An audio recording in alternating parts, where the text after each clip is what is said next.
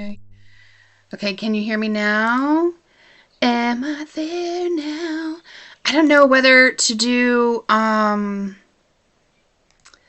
you know what we might do? Hold on, let me get back to this chatty chat. The chatty chat. Hey, Bertie, you were awesome for trying so hard to get this to work. Oh, Renee, thank you, baby. Okay, can you hear me now? Oh, wait. Oh, Am wait. I Oh, there that's my... now? I don't know whether to Wait, do... shush! Bertie, shut up! You know what we might do? Hold on, let me get back to this chat. There it is, shut up. Stop, Bertie, you're talking too much. Damn it. Okay, well, Snacker Doodle, you can hear me now, but you know what I'm thinking? I don't think it's going to be a great reading stream, probably. Unfortunately, that's too bad because I was enjoying the story. But in order to try and make the reading, the book of the reading, hang on, let me get the chat up first. But what I'm thinking is, maybe we just make this a regular chit chat video. Somehow I made everything bigger, but it doesn't seem to be screwing this up over here. So I think maybe what we just do is just make it like a regular chit chat stream instead of a reading stream. What do you guys think? We'll just talk for a little bit. I don't know what about. It's not like there's anything going on in the world that we could have conversations about. Okay, the sound is good now. All right. Well, I just don't know what happened, and I worry about. I'm going to figure it out, though, you guys. These reading streams are so fun for me, and I don't think we're going to do any more reading in this stream. We'll probably just, like, start over, I guess, you know, either next Sunday or something, with the reading. But I think that it probably doesn't make much sense to try and do the reading. We'll probably get, you know, what do you think? I don't know. What do you think? Should we keep reading? Thank you, Stephanie.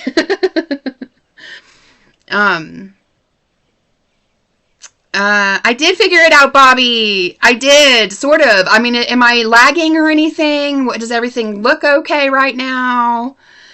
What do you think? Do you think that I should keep reading, or should we just, like, do a little chit-chatting and then figure out, keep reading? Okay, so one says chat, one says keep reading. We'll let a tiebreaker come in and see, and see what, because I'm fine with either way. And I'm gonna, you know, at the end, after we've done the reading, I'll probably, you know, after we've finished the book, I'll probably make videos with just the reading part, or, you know, cut it down some and make it a little bit more, like, cohesive if somebody wants to just sit down and listen to the whole thing. All by yourself. Who's so proud of you? Oh, Stephanie, thank you. That's so nice. All right, so everybody's saying whatever you want, and so, okay, I think that probably, because it's kind of weird how we've split it up, we'll just go ahead and call this a chit-chat stream, and then I will figure it out. I'll go back on Starlink.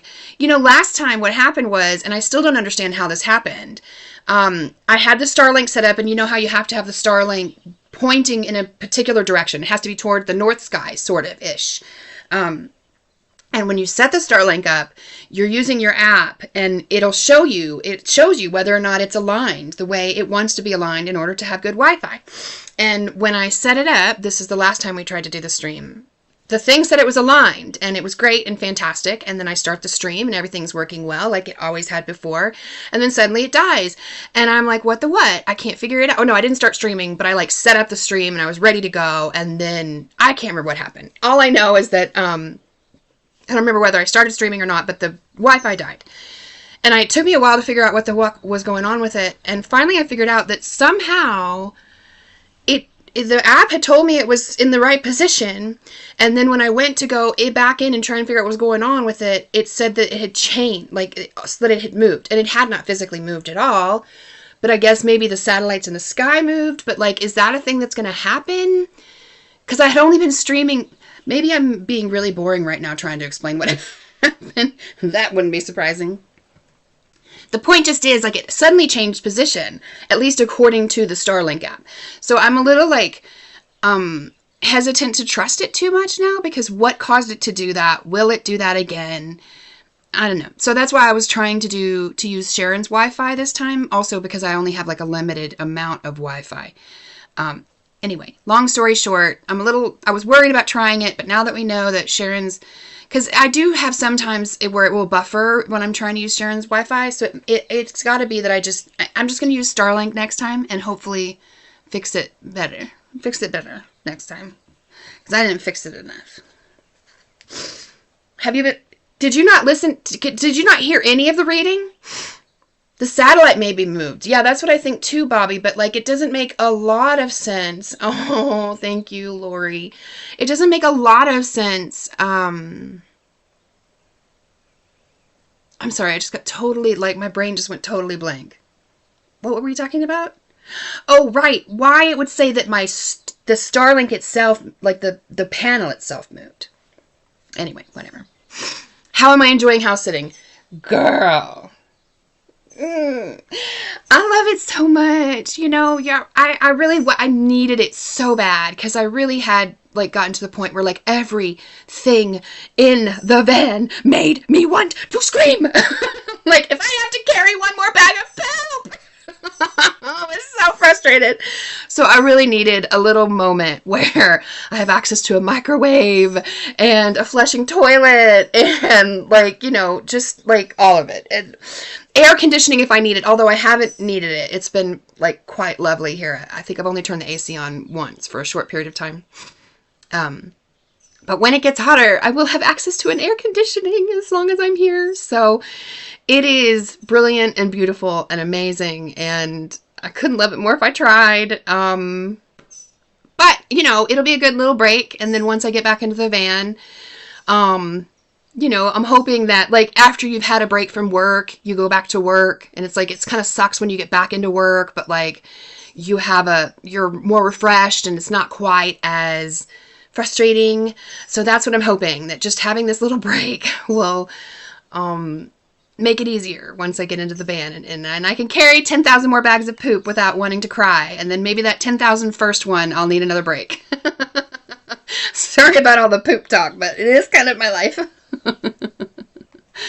Terry, that's so sweet. It says you could listen to me talk all day about anything. Oh my gosh, that is so sweet.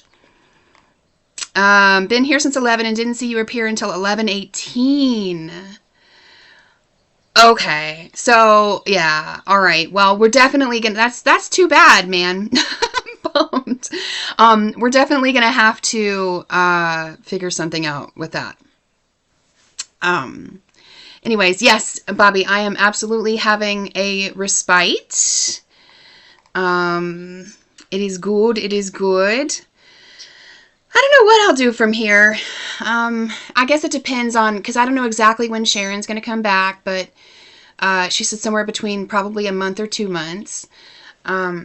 And my daughter's birthday is in the middle of June, so I definitely am going to go from here to there so that I can, to the Sacramento area, so that I can see her and celebrate her birthday with her.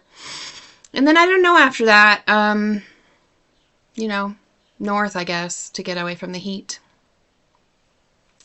Renee, that's a sweet thing to say. Oh my gosh. Thank you.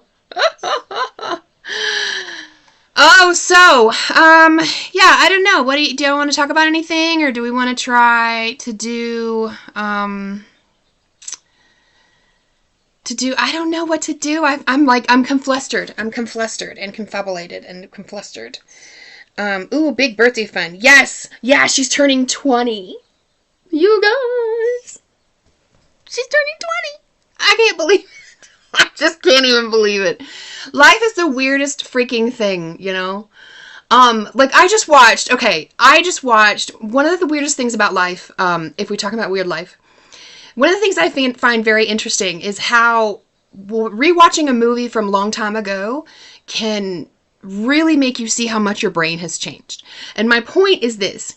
One of my favorite movies of all time is Set It Off. And I think it's from like the early 90s. Do you know about this movie? The girls become bank robbers. Anyway, I have always loved this movie. And I watched it a gajillion times whenever it came out. I don't know exactly when it came out, but I was probably like early 20s maybe. And I usually don't rewatch movies. I'm not a big rewatch movies. There's only a handful of movies that I've ever seen more than once. But I just loved that movie, right? Still love it. Still love it. Rewatched it. It's on here. It's on Stars, and I have access to Stars here while I'm in beautiful Sharon's house. And so I was like, oh my god, I haven't seen that in probably 30 years. Let me give it a look. See.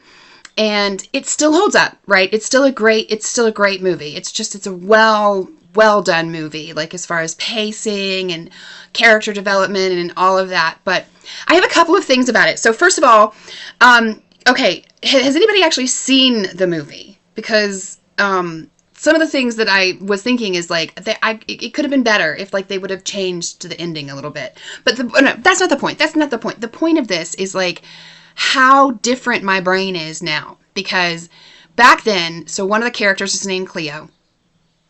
And she, in my mind, was like the mega hero of the story back then. And she kind of still is. But like in my mind back then, she was perfect. She was perfection, right? And then, but this go around, Cleo put a gun up against Stoney's face. And I guess the older, more like, I don't know, I guess I can see more gray shades now than when I was younger, and I just saw like the black and white shades back then. And back then I was like, oh, well, you know, I don't know if I really even thought too much about the fact that Cleo put a gun in Stoney's face back then. But when I watched it this time, I just found myself being much more judgmental, might be the right word for it. Judgmental of Cleo, and like, she's still my favorite character of the movie, and I still wish she would have been the one to end up with the money in the end. If I'm giving you spoilers right now, I'm sorry. It's a 30-year-old movie, so go watch it. It's really, really good. It's got Queen Latifah, Jada Pinkett, and Vivica Fox, and I'm sorry I don't know the fourth girl's name.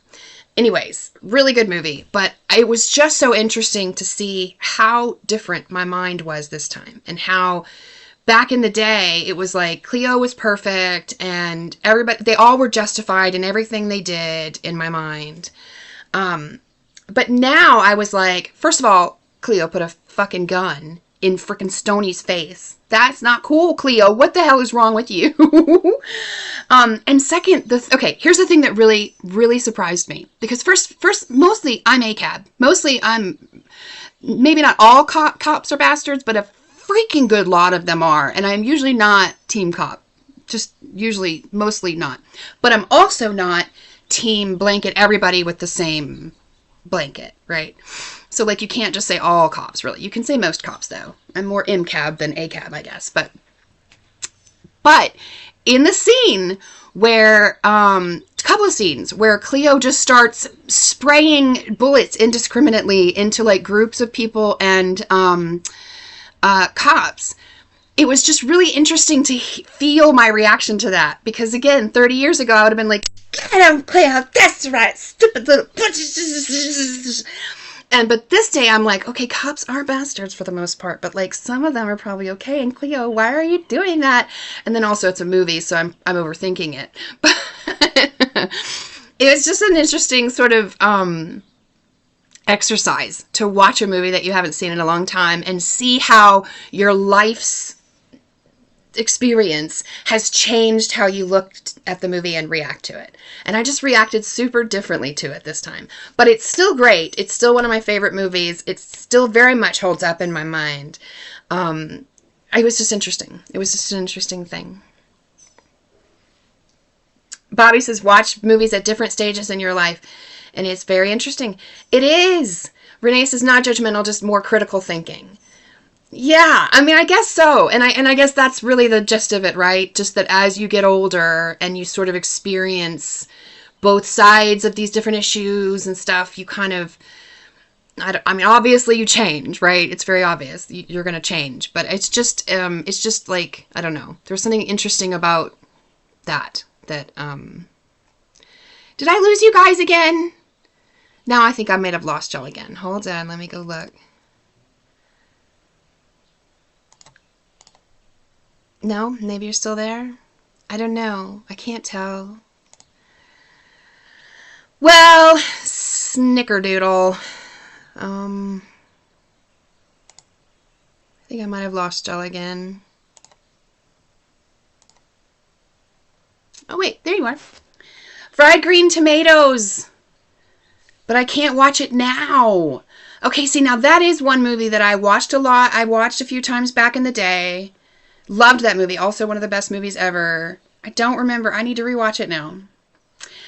Stephanie said I watched Lilies of the Field with Sidney Poitier over the Easter weekend and completely saw it with different eyes. Can I tell you, I am not sure I've ever watched a movie from the 1960s and below. When did movies come out? Anyway, from the 1960s and below. I think probably 70. Isn't that weird? I should do that. So Lilies of the Field is a good one. I think I like Sydney. I feel like I know who Sydney is. Okay, you are here. No, just listening. Great story. Okay, no loss here. Just loving it. Aw, oh my God. You guys are so good for me. Oh my God. You guys are so good for me. The things you say to me, the way you make me feel. Oh my goodness. Ooh, Little Shop of Horrors. Okay, that's one I've never watched more than once. It might be an interesting to watch. It's on Tubi. I'm pretty sure I've got access to Tubi here. I think. Isn't Tubi free? Little Shop of Horrors.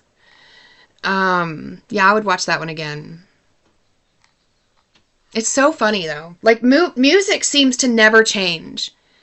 Like, my reaction to a song from 1982, well, maybe I react to it even more strongly now because it's so very nostalgic, but I don't feel like I have a whole different concept or perception of the song now. But movies, boy, they sure do. So Tubi is free. Okay. Not the dental scene? Oh no. What dental scene? Oh! From Little Shop of Horrors. I very vaguely remember that. Again, that's only a movie I've ever seen once. And I'm not even sure if I saw the whole thing. I feel like I might have. Rocky Horror Picture Show is fun. Did you see that Susan Sarandon was in Sabrina Carpenter's concert recently? Can we talk a little bit about drama? Do you guys know about the drama about Sabrina Carpenter? You might not even know about the drama about Sabrina Carpenter. I'm one of these, what's the word? Online, perpetually, no.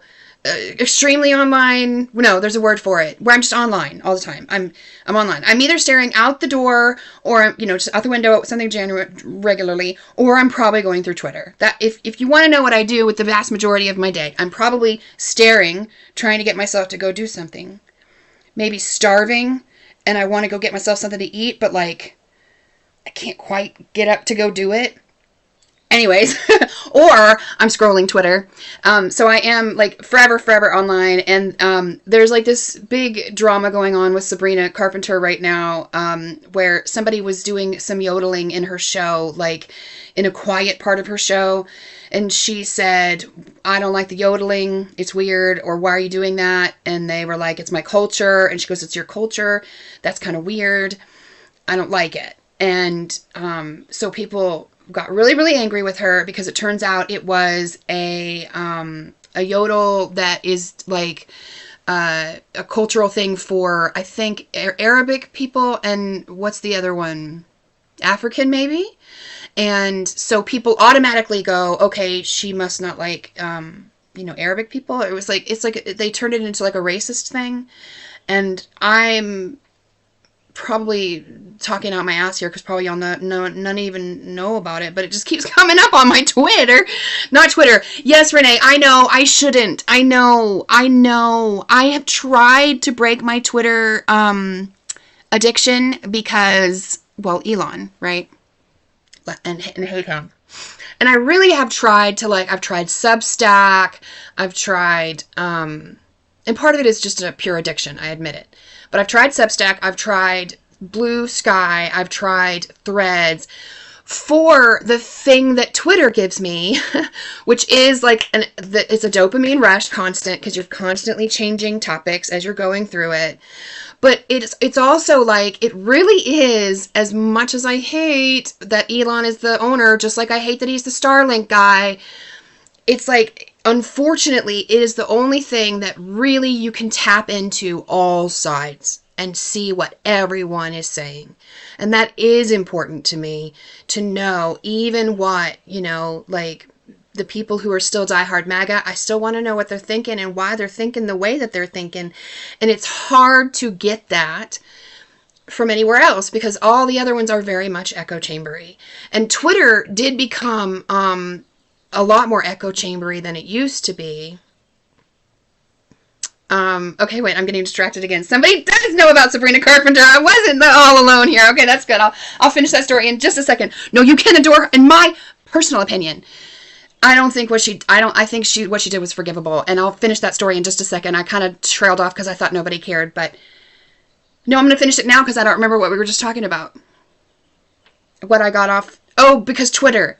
Right. I haven't found something that will give me the information and the wide variety of whatever, thoughts and opinions and whatever, which I like to get. I want to know what everybody is thinking so that I can better form my own opinions and or defend my opinions and or adjust my opinions if I need to. Anyway, Sabrina Carpenter. Okay, so here's the thing that we need to understand about the Sabrina Carpenter thing. And yeah, I'm too old to care about this, but whatever. As my daughter says, I'm really just a 12-year-old trapped in an old person's body. Anyway, you have to understand with Sabrina Carpenter, she was getting ready to sit down and do this piano. She was sitting at the piano getting ready to do this like soft piece, right? And she has most of her show is this big production, right? So most of the show would have been fine to do big, loud yodeling. But she was getting ready to sit down to do this piece, right?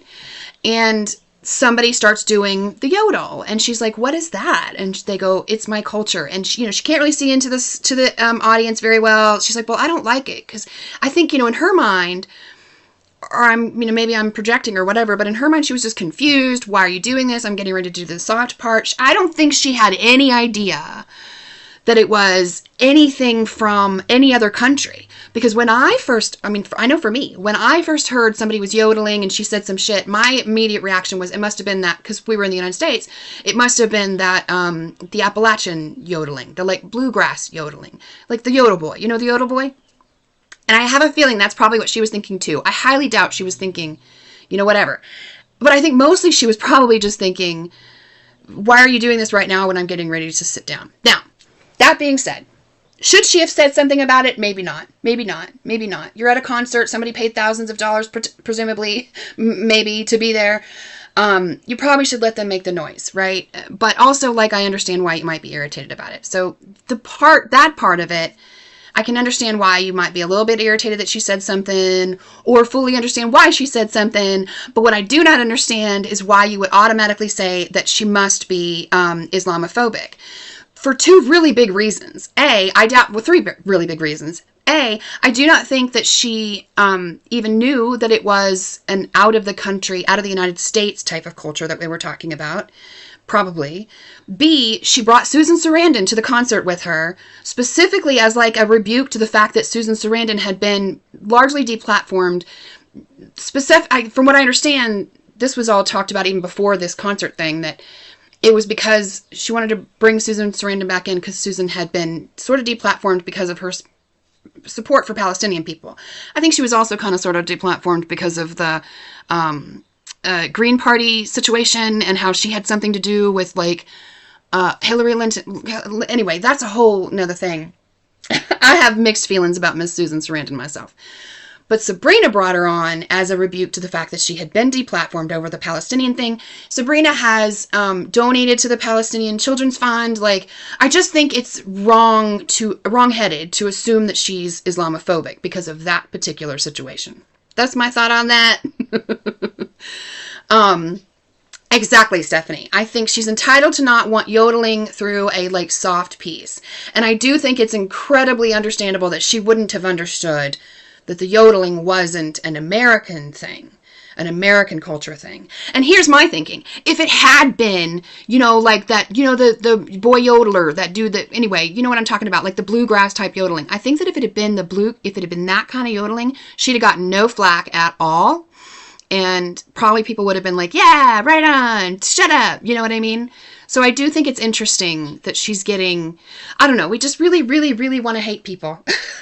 We really love hating people, and she's getting it right now. But I personally don't think she deserves it for this one. I think, she did put out an apology and say, I didn't understand, and I was just really confused in the moment. I couldn't even see the person. I didn't really understand. But here's my thing, like, fine, yodel in my concerts. Yodeling is now available in my concerts. So I feel like she handled it as best as she could, but I really am like a 12-year-old in many ways. Sometimes I'm like a 12-year-old, sometimes I'm like a 17-year-old. I'm almost never like a 52-year-old. Almost never does my brain think like a 52-year-old. I get very deep into the drama of things, just like I did when I was 17. There's a part of me that thinks I could totally be a drama channel. But I know many people would like that, so. Ground News. I do use Ground News, yes. Bobby says, went to see Randy Travis in concert and someone whooped through every long vocal from Randy. So annoying. See, I mean, it is uncool. And if I was like, if I was a singer on stage and I had put like all of my heart and soul into making this performance exactly like I want it, and then we get to that slow part, which you have to have variety in your set. So you have to have some slower, quieter parts. And like the audience won't let you fully flesh that out, I can fully understand why it would be frustrating. And not just for the singer, but the audience, the rest of the audience members. So, I don't know. It's a very confusing thing. I do think that yodeling, well, and here's my other thing too. I don't think the song had started yet. I'm pretty sure she had just sat down. I haven't seen the whole thing, but from what I can tell from the thing, again, I'm probably talking about this too much, but like, this is what I do. I'm drama girl. I think she had not actually started singing yet. And I think that maybe she should have just let it go and hoped that this yodeling didn't go into her singing. There's a little weird thing about admonishing your audience that came to see you. There's a little weird thing about that for me. So I can understand why it would irritate people in ways, but not to the point where like she's racist. I don't think there was any racist thing about it. And for me, like I am, like as soon as I find out that you're racist, like I am confirmed that you're a racist, you are dead to me. I will judge you so freaking hard, and I don't even care. I work really hard not to be a judgmental girl. I really do, and I'm not that good at it. But I try really hard. But not with racists, not with bigots. I immediate cancel in my mind. I don't want to support you. I don't want anything to do with you. So like if I thought that this meant that she was really Islamic phobic, that'd be it. I'd be no more espresso, okay? There'd be no more espresso on my playlist. But I just don't think that's what happened here. And I hate that we're immediately going to that because it belittles or it trivializes real, true racism in my mind. And there's still so much of that to be like calling this stuff over here racism, it makes that less serious. And this is still so serious, and it's still getting people killed, and it's still ruining people's lives. So to trivialize it over here and make it like where now people don't have to pay as much attention to it because we're calling the stupidest little things racist, I think that's just very, very counterintuitive or counterproductive to the idea of ever actually overcoming bigotry. But that's just me. Artemis, hello. Hi. People just love to jump to canceling. Take her down a peg. Yeah, like you said, people love hating. So many of us really do. And I'm not above that. Like, there are people that I just hate with a passion. Mitch fucking McConnell, I hate him. I want nothing but bad things to happen to him. That doesn't make me a good person. That does not make me a good person. I will hate too. I can hate hardcore. Mitch, Stephen Miller, my two Netanyahu, Jesus, and obviously Trump. But like, there's no love in my heart for any of them, and I don't like that. I know that the movie Gone with the Wind is incredibly problematic. Okay, I fully understand that. But I grew up watching it, and I probably watched that movie more than any other movie in the whole world because it was like a family thing for us. Me and my sister and my mom and my grandma would like go see it in the movie theaters when it would come, because it would like yearly come to the movie theaters. We would have like a watch party once a year. So I grew up with, Gone with the Wind being a very big thing in my, and the whole point of that is that there's two characters in Gone with the Wind, if you don't know. One is Scarlett O'Hara. She's this beautiful, selfish, sort of mighty woman. And then there's her cousin, Melanie. And when I was growing up, I always wanted to be Scarlett because I wanted to be beautiful and loved and whatever. But that was just when I was a child. By the time I got to my 20s, I realized who I really wanted to be in this world was Melanie. And Melanie wasn't just stunning and gorgeous and, like just this powerful presence, but she was the most loving, non-judgmental, giving, amazing woman. And she is who I want to be in this world. And that is how I've lived my life since then, is just really trying my hardest to be like Melanie. I can't, because she's just a little too unjudgmental. And I'm a real judgmental freak. I am. I try so hard not to be. And not about like, let me preface, let me make myself look a little bit better here. I'm not judgmental about like what you wear, anything having to do with your, lifestyle, as far as like, I'm bisexual, so I certainly am not judgmental about anything gay. I love everybody, but I am very judgmental against mean people. Even just slightly mean. And bigots. I mean, like, and judge, and other people, and people who do judge, trans people, gay people, minorities, immigrants. Like, if I find out that you're somebody who's judgmental of them, I'm gonna be a little hypocritical because I'm about to judge the living shit out of you. And I will. But I want to be more like Melanie, where like I can understand that not, that that's how they were raised, or like, it's society, or like their experiences, or like, naivete, or whatever. I really want to be more like Melanie in that regard. I can't. I'll just be a bitch. I have no idea why I talked about any of that. Why did I bring any of that up?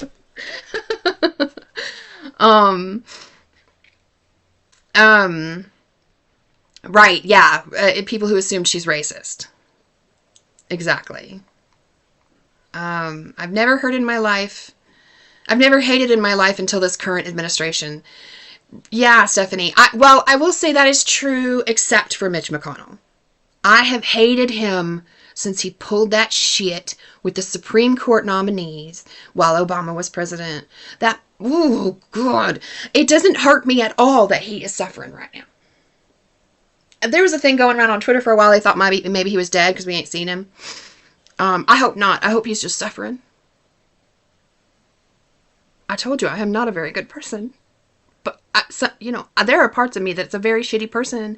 And Melanie O'Hara, was that her last name? No, Wilkes. Melanie Wilkes would not. She would want Mitch to go peacefully in his sleep. I'm not Melanie.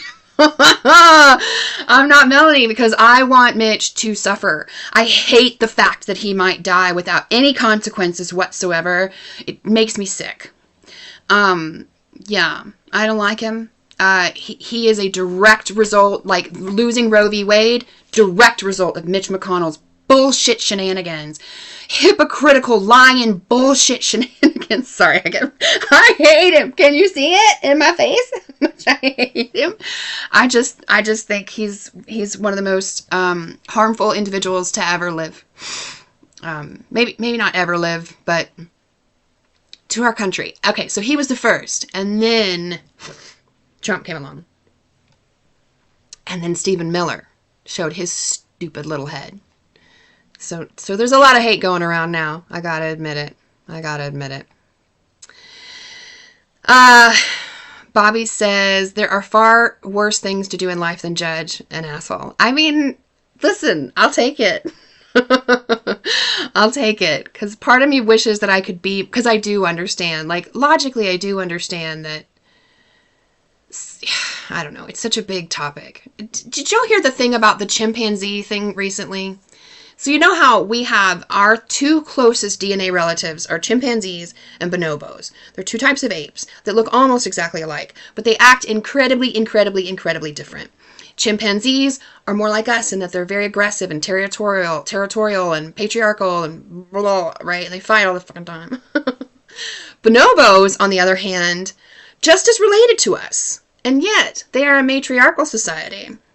And one of the ways that they keep good harmony between themselves is that they're always diddling with each other's genitals. I'm just going to say, they're little sluts, and it works for them. And maybe it could work for us if we were a little... But anyway, that's not my point. My point just is that they're very, very different, right? The chimpanzee group, they just came out with this big thing that said they realized that there was this group of chimpanzees that were sort of... I can't remember exactly where it is, but there was like two distinct groups of chimpanzees. But because there were key friendships between these groups, they all worked kind of together and they lived in harmony and it worked fine. But then these friendships broke down. And when the friendships broke down, one of the groups started really hurting the other group. And so now it's like this one group is they think that the group is going to die. They think the group is going to just go extinct because this other group, once the friendships broke down, they just started really treating the other group like shit and taking their stuff and taking over. And I just found it an interesting thing, like, to think about with human beings, First, I find it very interesting that our two closest relatives behave so very differently. They look so similar. I don't think I could look at a picture of a bonobo and a chimpanzee and tell you the difference between the two of them until I started seeing how they acted. If one of them starts diddling with the other genitals, it's probably a bonobo.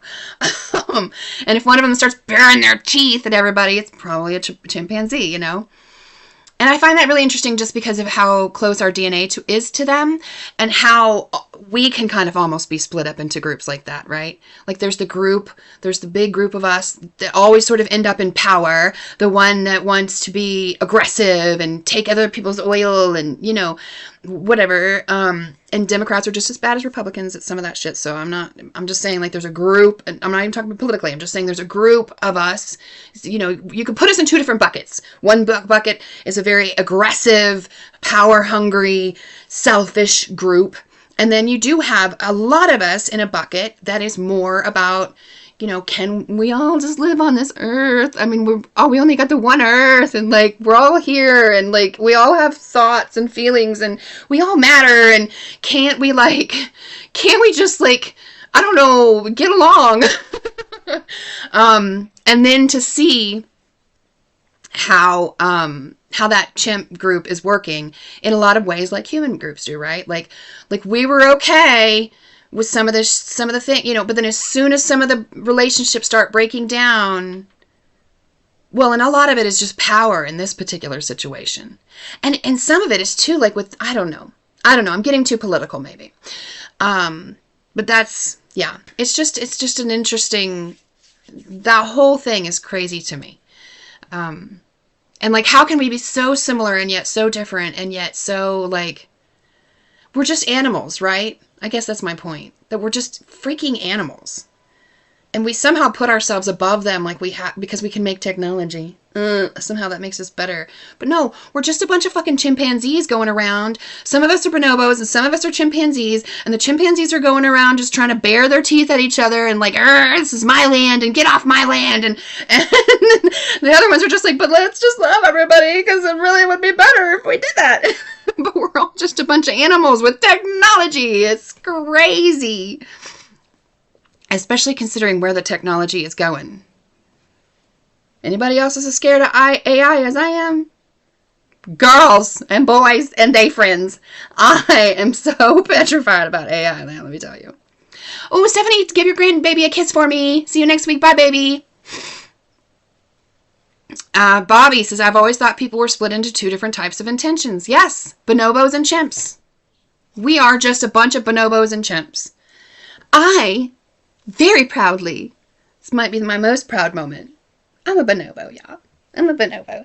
I have a few chimp tendencies because I can bear my frickin' teeth at some people. But mostly I'm a bonobo and proud the hell of it. Those that cut down the Borneo rainforest. And those that find it horrific. Yes. Yes, that's right. Or like those that want to dismantle the National Forest Service. Happening right now, right? Did y'all hear that? Donald Trump has ordered the dismantling of the National Forest Service. The offices. Just dismantling it. So there's those of us that want that, and those of us that know how detrimental that could be to generations and generations and generations. But, you know, they don't care. They want, I think what I heard is that it's something about uranium, maybe? I have no idea. I'm sure it's logs and uranium and mining of some sort that they want to do. Benin trial. Oh, message retracted. Maybe she misspelled. Or maybe I should say they. I don't know your pronoun. I'm so sorry. And you have to leave, but thank you. I know, I'll miss you, Stephanie. Anyways, this is kind of becoming a stream of thought, a stream of consciousness, stream of thought, stream of consciousness, stream. All the things that I think about, which is often things I find on Twitter and or YouTube. I also watch a lot of YouTube. Very much into YouTube. But I watch mostly news stuff. Heather Cox Richardson, my boyfriend who has a girlfriend now, Sam Cedar. I don't know why he went and got a girlfriend. I thought I was his girlfriend, but whatever. Renee says, oh, I was a computer engineer. No need to be frightened by computers, but humans. Well, that, I guess, is what I should say. I am petrified of what humans will do with AI. I mean, a lot of people talk about how they're afraid of the AGI, that general intelligence where like humans become, computers become like smarter than humans in every single way. And I don't think that's like a completely, what I'm saying is people are afraid that they will become so smart and then they will like realize that eradicating humans is actually the very best thing that it could do both for itself and the rest of the world, right? Honestly. I mean, that's just the truth, right? That the world would be better off without humans. Like, and that doesn't mean that I want all the humans to die. I mean, I don't want that. I love human beings. I love you guys. I love human beings. I love my daughter. I love human beings. Love my niece. Love them all, right? But the world would be so much better off without us. And if AI really does get to the point where it's completely, smarter than us, disconnected from us, has figured out how to run all its shit by itself, it don't need us no more, it's got robots to fix the stuff, like whatever, I don't think it's out of the possibility that they might just go, well, then let's just get rid of the humans. Because all they're doing is making shit bad. I don't think that's out of the possibility. But I don't really feel like that's the thing that I'm super duper scared of. Because I think that's like, if it happens, it's going to be like, maybe it'll happen far. It's not, but what will happen in a much shorter term is that we'll figure out some shit, like with this whole Mythos thing we just figured out, where Mythos can figure out all the vulnerabilities, all these cyber vulnerabilities that humans have not been able to figure out. You put humans in charge of that shit, and they use that kind of technology against other humans. So that is the thing that AI scares me. AI scares me because I think it's going to replace so many jobs that so many people are going to be without work. Which would be okay if we would do the universal income thing, where everybody gets a set amount of money, whatever they do with their life, they give everybody gets a couple grand a month. And that would help in so many ways. It's a much bigger concept than I can really talk about right now. And I know that a lot of people are very immediately against universal income, basic income. But I think that if we end up in this place where AI takes all our jobs, what else are we going to do? Except that we have a bunch of these chimpanzees out here who don't give a shit what it does to most of us, the vast majority of us. And we got these people, like these 8 people that are getting ready to be trillionaires who really don't give a shit what happens to the rest of us. And so, God bless it. My brain just went blank again. I hate it when it does that. What was I saying? Anyway, AI scares me. Oh, right, because we don't live in a country that's going to do universal basic income. We just don't. So when it gets to that point where like 80% of the population has lost their job, what's going to happen? We're not going to give people universal basic income. Not with a bunch of chimpanzees running the country. It's not going to happen. So I don't even want to know about I don't even want to think about how that's going to look. And I don't think it'll be in my lifetime, but I know it'll be in my daughter's lifetime. So that it really, I'm really worried about that. Losing all the jobs and the fact that universal basic income just isn't going to be something that the chimpanzees will consider. But I'm much more afraid of what a nefarious actor will do when they get some of these technologies. Even just the technology that already exists, this mythos thing that just came out. The cybersecurity situation is getting ready to have some problems, you guys. Oh, Jury, hi! Hi, Jury, it's so good to see you.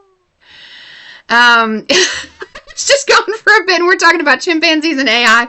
Yeah, well, the stream was acting funky, so I was worried about doing any more reading in this stream, so we just turned it into a talkie talk stream, and it's like a stream of consciousness stream. And let me just tell you that chimpanzees and AI are in my stream of consciousness a lot. Does that sound weird? But it's a lot in there. Just the idea, humans being, we're just such an interesting, it's crazy how good we can be, how beautiful. And this is why I love humans, because we can be so good. We can be so generous and caring and kind and warm and lovely and artistic and creative and just so good. And then we can be so bad. Like some of the things that we're willing to do to children in order to gain access to like oil. We can be so bad. We can be so horrible. It's just such a weird combination to me. And when I think about that in terms of like the fact that we're part bonobo and part chimpanzee, it kind of makes sense. And I think that's how I sort of suss it out in my brain. How can that even be possible? How can those two extremes even be possible? So I think about it a lot. I do. And AI, because I'm afraid of it. I'm afraid of what it's going to do to the vast majority of us down here on the bottom. What's going to happen? Again, I don't think it's going to happen. Look, in many ways, it's already happened to me. I'm already dealing with it, Like, I already can't afford rent. I already have to eat very, and I already am on solar panel. And, I'm going to be okay if this happens. I figured it out. I hate it. I'm sorry, I hate it. I hate it. And I hate the fact that people just assume that van life is just like a perfectly acceptable alternative. If you're going to lose your home, it's fine. Just move into a van. You'll be fine. Without really telling people how hard it is going to be and how you're not going to love it. A lot of us are just not going to love it. But it's still incredibly great because it keeps us off the streets and it gives us steel doors that we can lock at night, So I'm still very, very grateful for it. I just hate how it gets pushed as like, oh, it'll all be fine because everybody can just move into a van. No, babies, that's not how it's going to work, especially with how living in a vehicle is being criminalized. Everywhere you go, everywhere you go, everywhere you go. I don't even look it up anymore, whether or not it's legal to be in the city that I'm in, to sleep in a car in the city that I'm in, because I know that the chances that it's going to be a 95% chance that it will be illegal in that town. So many towns are making the law. Now, not very many of them are enforcing it. So again, I don't even look anymore. I just stay really, really stealthy in my van and hope nobody sees me. Because where am I going to go? Well, except for public land, which is also be taken away. And then there's a whole thing with that. And I won't go into it now about why I tend to stay in cities. It has a lot to do with the fact that I don't like to fill my car with bags of poop when I'm out in the wild. It's not fun for me. So, am I making any sense today? I feel like I'm just sort of ping-ponging all around. I'm sorry if I'm not making any sense today. Renee says, UBI, Universal Basic Income, is not an answer, but making food, shelter, etc. basic needs free. Okay, and that's fine too. The thing with the UBI, why I think that it would be necessary, and if the freaking richy riches would understand, how are we going to continue to buy their products if we're homeless and we can barely afford food? So aren't they also going, it's going to hurt them if we're not making any money. So that's one of the reasons why some of even the Richie Richardtons are talking about universal basic income. Because when it comes to the point where 80% of the population cannot work, cannot find a job, like a regular paying job, because most of the money is being produced through AI, how are that 80% of the population going to buy the cars and the gadgets and the technology and the whatever it is? How are they going to buy all those things to keep those trillionaires in business, right? And so they're floating the idea of universal basic income, not just so that, I don't think they would even float it if it wasn't going to benefit them at all. But universal basic income would benefit even rich people, because it would give us, those people on the bottom, not just the ability to buy our food, but also the ability to save a little bit every month and get to the point where we can buy that car, or we can buy that phone, or we can buy whatever it is that the trillionaires are trying to sell us. So it actually does, in that regard, I think universal basic income would be good, because it could help keep the entire economy going. It would help them make their money. It would help us survive, you know. But I think that there's too many people that are like, no, people shouldn't get money for free, even if it helps the entire system, even if it's good for everybody in the entire system. And it would be. Still, they're just so like, you know, no, if you didn't earn it, you don't get it. I don't care if it hurts all of us in the process. It's a very strange, it's a chimpanzee way of life, you know? And I'm a bonobo, so I don't understand it. But yeah, making food, shelter, basic needs free, sure, that works too. Just whatever it takes.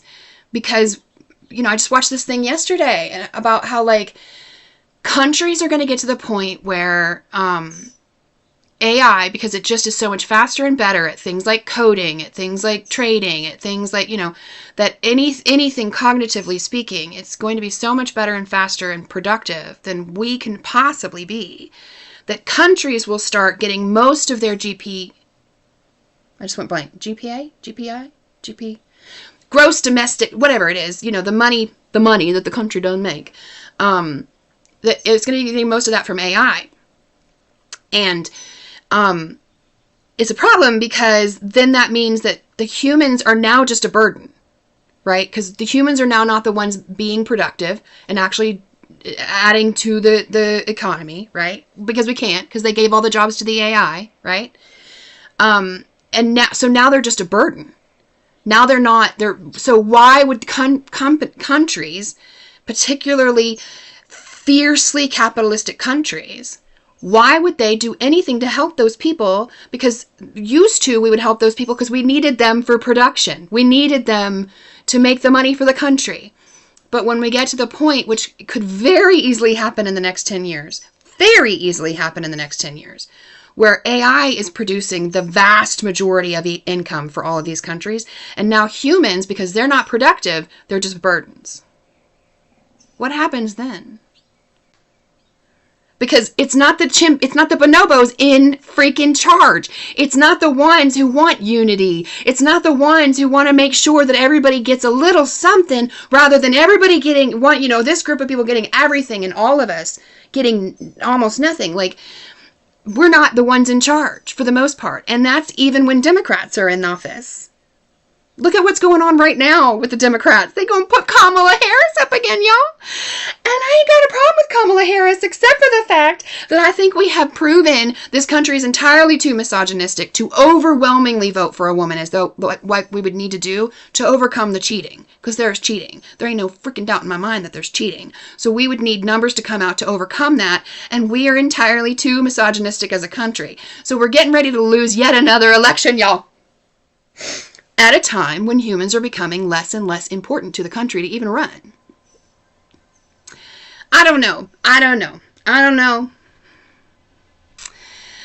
Deja says they want to transfer their... Yes!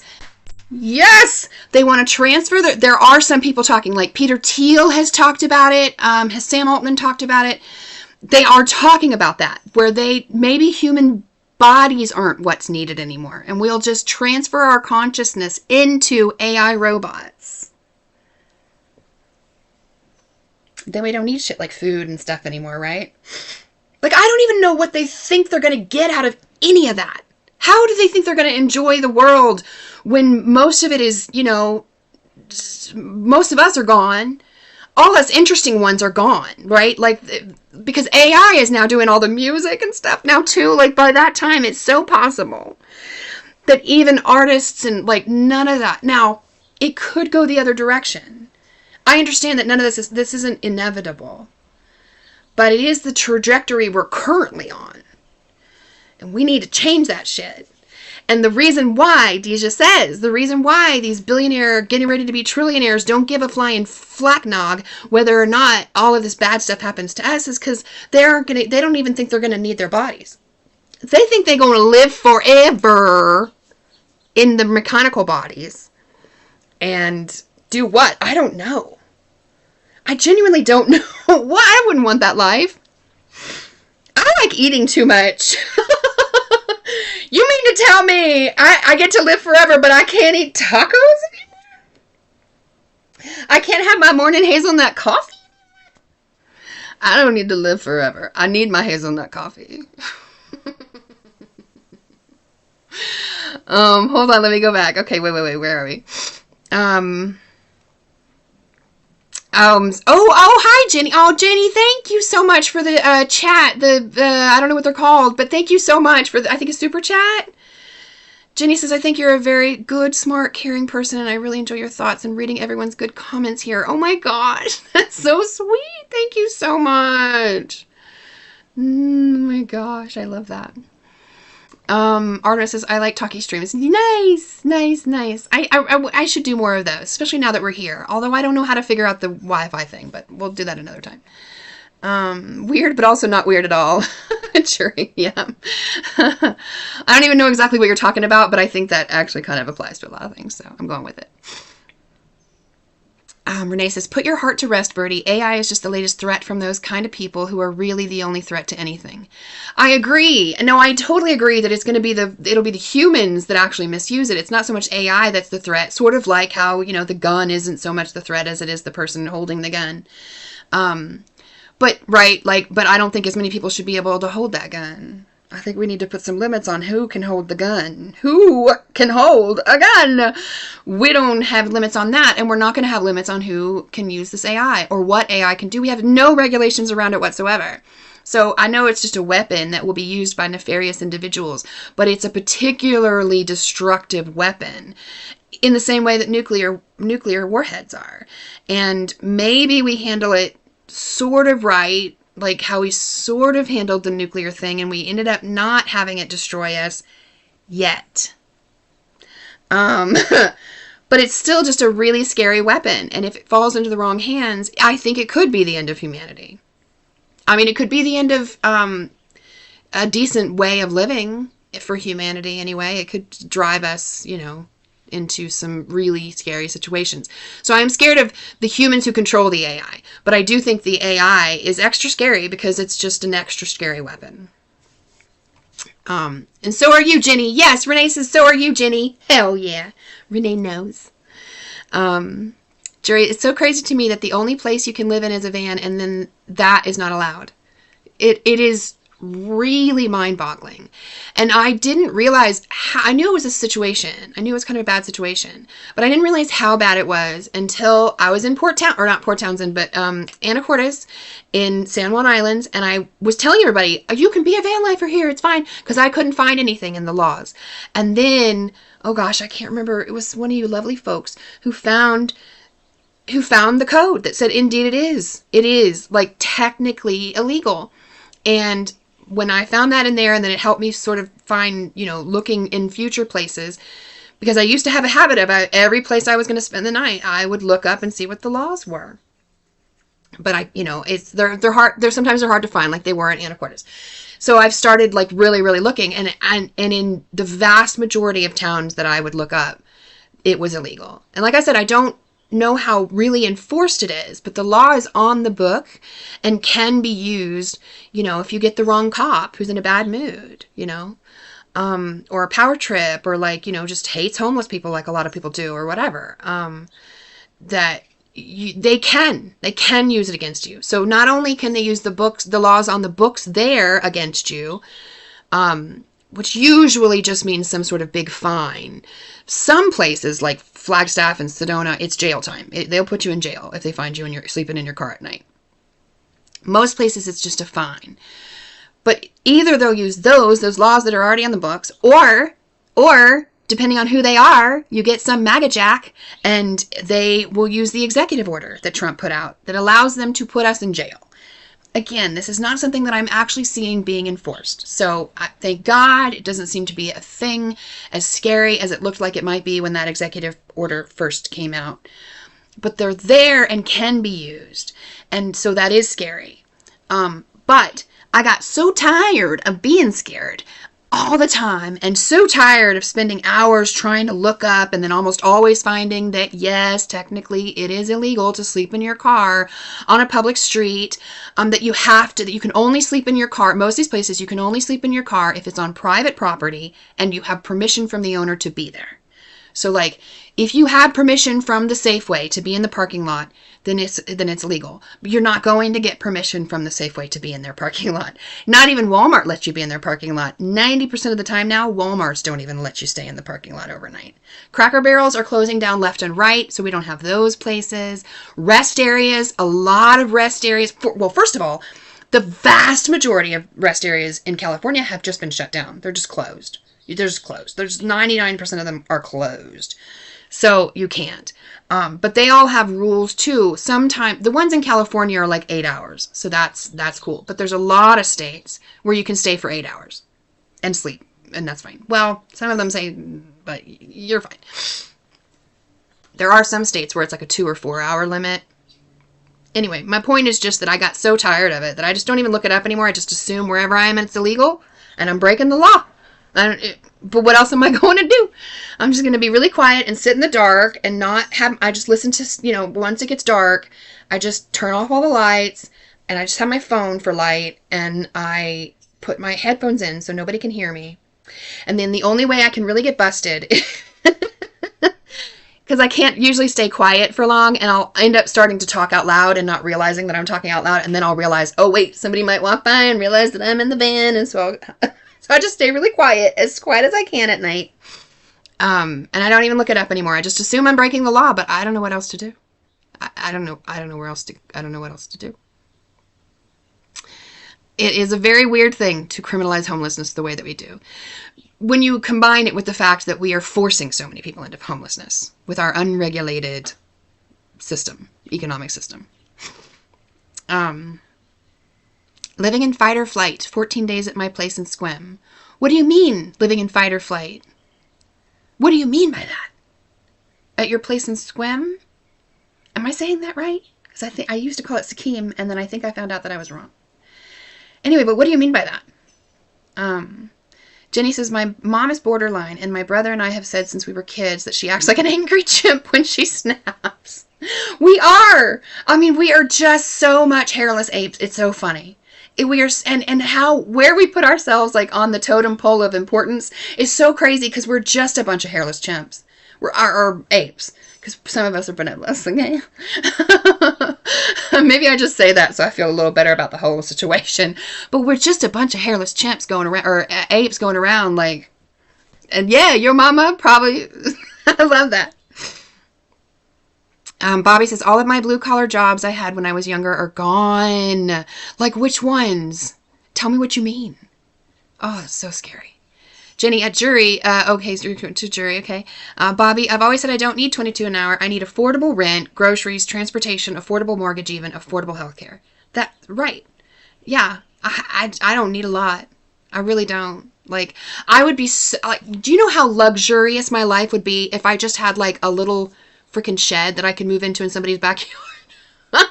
If they told me that I could, like, paint that shed and, like, make that, oh my God, I could, it could be less than the size of this room, and I would feel like I was in a palace and was so excited that I got to live there, I don't need much. I just don't. I mean, I can even live on ramen. I don't love it, but I can. Jenny says, housewives are a burden, or so I've been told for the last 34 years.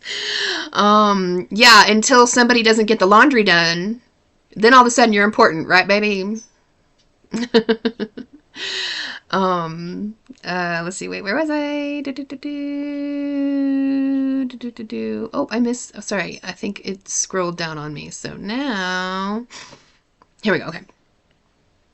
End time. Sucks and true. Jenny, right? The mother of the Lord Jesus could run and couldn't win because she's a female.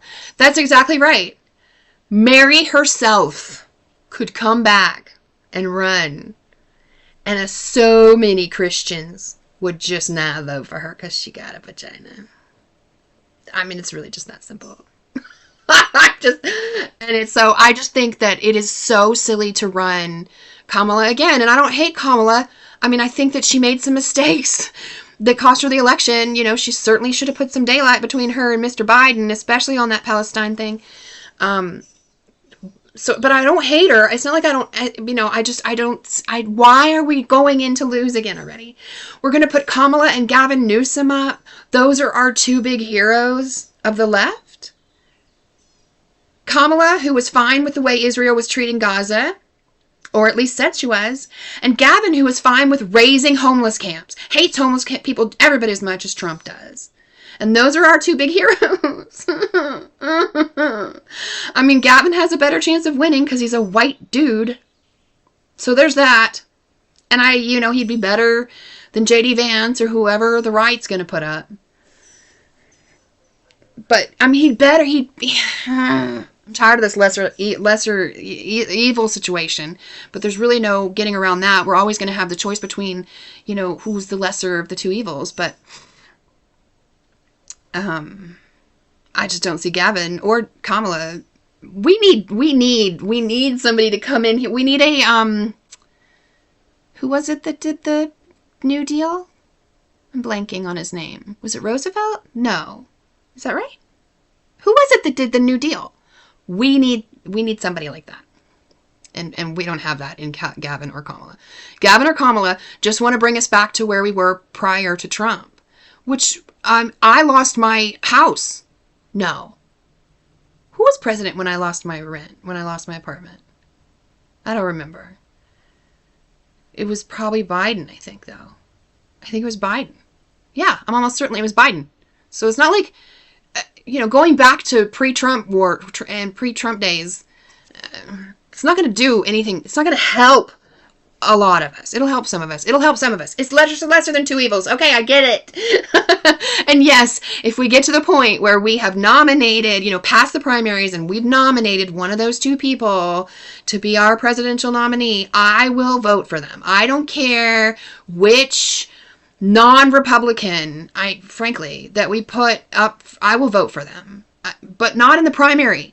And don't you tell me I'm a bad person if I refuse to vote for them in the primary, because that's a different situation, and we should get to choose somebody better than those two people, more likely to actually work for the lower half of us, I wouldn't want a world without having pets. Mike, hi Mike, it's so good to see you. I know, I miss having pets. I do. It's sad. Artemis, so when you try to buy a super chat, Birdie gets a share, so it doesn't all go to her. Yeah, when you buy a super chat, I think YouTube keeps 30%, but YouTube has given me this platform, so it does seem like a lot. 30% does seem like a fair amount to take. But I'm also just really grateful to have the platform, so I can't be too mad at them. Yes, I do get more of the percentage. Sorry if I just spit on you. I do get more of the percentage if it comes in through Venmo or PayPal, so that is true. That is true. But whatever is convenient for you. Listen, y'all, and I haven't even looked at my Venmo or PayPal in a second. I don't know. I need to go look at it. I need to go look at it because I probably, there's probably something there I should see. Sometimes there is, sometimes there's not. And I forget to just look because there's not, not usually something there. But y'all are reminding me I should go and look, so I will do that. Yes, I have PayPal and Venmo. But really, honestly, number one, just so you know, you don't have to give me a penny for me to be so grateful that you're here. Just the fact that you're here. So please understand, you don't need to give me anything at all. Anything you do give me, I am so appreciative of whatever way you give it. However it is convenient for you. It is so appreciated on my end. And if it's more convenient to go through YouTube, then go through YouTube. Like, that's okay. I mean, it's okay. Whatever works for you. And if you can't at all, that's okay too. 1,000% okay. Because I can't donate to anybody. And I know that feeling of wanting to and not being able to. So just know that just tuning in, even for 5 seconds, is huge, much bigger deal than anything. So, like, please know how much I love you, whatever happens in that regard. Bobby, I think it's fun to donate during a stream. I think so too. Yes, if I could afford it, I would want to do it during the stream too. So again, totally however it works for you works for me. Send all the politicians to Mars. Indeed. Indeed. You know, I don't even know if we need to go that far. I feel like we could just send them to Antarctica. They like light. There's so much whiteness there. We'd have to make some rules about them leaving the frickin' penguins alone. Wait, is it Antarctica that has the penguins or the polar bears? Anyway, we'd have to, you know, make some rules around that. But, like, go and find all the white you need. There's so much white, and you can control it. That's fine. Go. I don't even think we need to send them all the way to Mars. Many end up with criminal records because they are unhoused. Yes. Right. I mean, we drive these people to desperation and then go, oh my God, you did desperate things. Like, we can't live without food and water. You know? And extreme weather can kill us. It really is that simple, you know? Like, extreme heat kills people. Extreme winter kills people. Like, I don't know. We drive people to desperation and then we go, oh my God, I can't believe you're doing desperate things. It's just crazy. Memberships. Terry, I want to turn the memberships on, but I would turn them on. But I would only turn them on if people understood I was never going to do anything for the members special. Because I will never let people who can't afford memberships feel left out. And for me, when I'm going through my feed and people I love come up and it's a post that's memberships only, I don't begrudge them that. I fully get it. Do what you know what I mean? Like, I don't have any ill will toward them, but I do feel a little left out. I do feel a little bit like, oh, I would have liked to have seen that, you know? And I never, ever, ever, ever, ever, ever want to do that to any of you guys. So if I ever turn memberships on, it will be a thing where I'm not going to do any member only posts. I'm not going to do any member only anything. It'll never be gated in that regard on YouTube. If you're on YouTube, you can see everything I ever do. Now, I'm going to eventually set up a Patreon. I know I've been saying that. I actually did set it up and then I didn't do anything with it, but I will. And there might be some slightly different things over there. But on YouTube, I just never ever want to gate it off from people. So if I did turn memberships on here, it would have to be a situation where members were okay with the fact that they weren't actually going to get anything extra. It's just like, do you want to, if you want to support me, that's fantastic and wonderful. And if you can't, that's totally okay too. And let's all just have access to the same stuff. On YouTube, especially. Bobby Arg, Shabby congratulations on the first week, however. Oh, I know. You know what? Listen, I saw your video. I haven't watched the video yet, but I did see it come up. Week 1, full-time in the van, and so much went wrong. Okay, so that's what I didn't understand. I didn't really understand you weren't, excuse me, burp. I didn't really understand you weren't full-time before, Angela. I did not know that. So now you're full-time and so much. Okay, I need to go watch that video. You guys, if you're into van life at all, Shabby Chic Van Life, her name is Angela. She's fantastic. She's got her own channel. Go check her video out. I guess a lot went wrong in her first week. And let me just tell you, relatable. I lost myself again. I hate how it does that. I wish it wouldn't do that. Deja, tacos! Oh, Deja, thank you so much for the taco money. That's so sweet. Oh my gosh. I am in Sharon's house and I have access to a microwave. So I have ordered just a buttload of like ready, because I hate to cook, y'all. I'm sorry. I'm taking advantage of that microwave. And I just got a bunch of those like ready to eat meals, and 99% of them are Mexican in some form. I got barbacoa, chicken fajitas, just like the not frozen, but like the ready to heat. I don't know how to explain, you know what I mean, like the microwave meals. Anyway, so much Mexican food. So thank you so much for letting me get some even fancier Mexican food.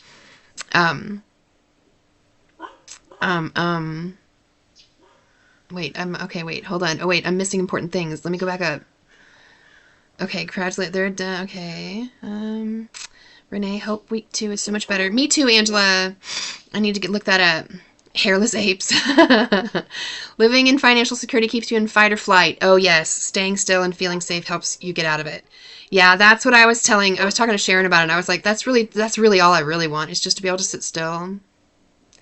Which is so weird because I loved traveling before, but like that's just not where I'm at. That's not where I've been, and I just want to sit still. You just have to spend so much of your energy, and I just only get just this little bit of energy every day. And when you're living in a van, you're using so much of your energy just to deal with toilet situation, to deal with cooking, to deal with the fact that you have to move a couple times a day or you're going to get in trouble, finding a place where you're going to park where you're not going to get in trouble, and then staying really quiet at night so you don't get in trouble. And it's just like so much of your energy goes to just surviving in the van that I have very little energy left over for things like making videos and doing streams and like things I want to do, hobbies, learning how to play the guitar better. Like I'm so tired all the time. So I am taking advantage here. I'm hoping that I can maybe put more videos out and stuff while I'm here. I did take the first few days just to be a total lump on a log. I needed that. But I'm hoping that, since I'm not using so much energy for that stuff, and I'm not like in that constant fight or flight, like, oh my gosh, am I going to get in trouble? Oh my gosh, where am I supposed to be? Oh my gosh, is that a weird noise in my van? Oh my gosh, why is my van making a weird noise?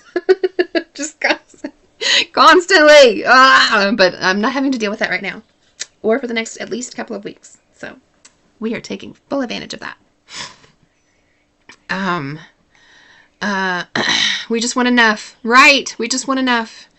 Mike says, the idea of not working scares me so bad. It's what I use to keep depression away, my mental spiral with no work. What do you do? Do you mind telling me what you do for a living?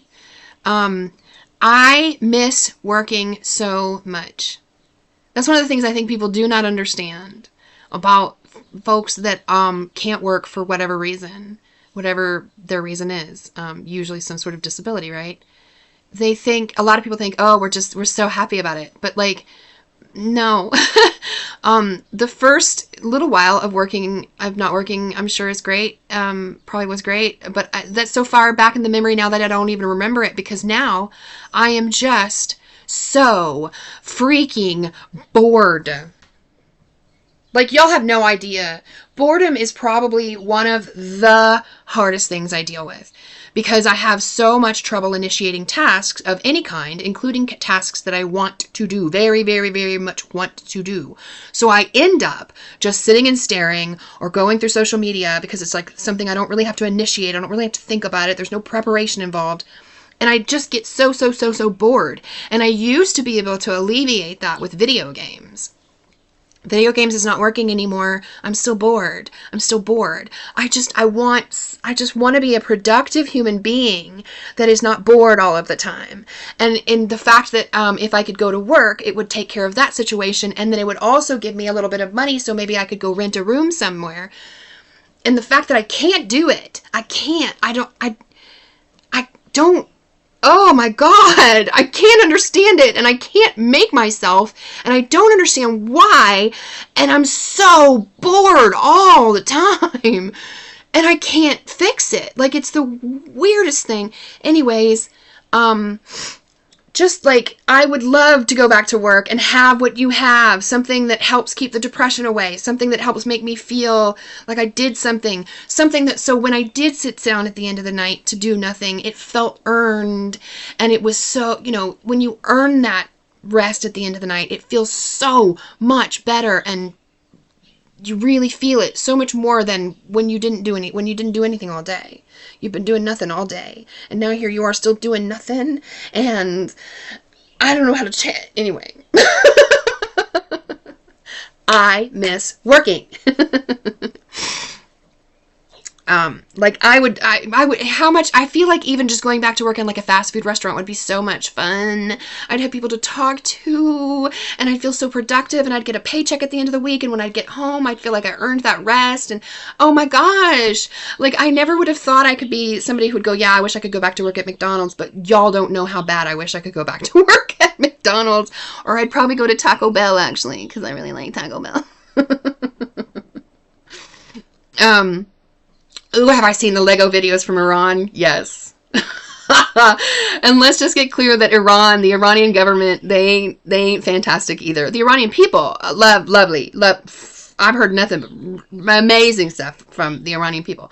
But the government, just like here, we got some amazing Americans, but we also have the government. And the Iranian government ain't great, okay? Like, we don't need to start putting them on a pedestal. But boy, howdy, are they funny. And the way they are handling this war is just like top tier entertainment. The videos, the posts, like it is top tier. It is top tier. I love it. It makes me very happy. But okay, oh gosh, what's gone now? All the light industrial jobs in Minneapolis, at least 4 of them. Kemp's Seafood in Duluth is gone. Lighthouse for the Blind. A paper napkin. I'm not sure what that means. Toilet paper factory is gone.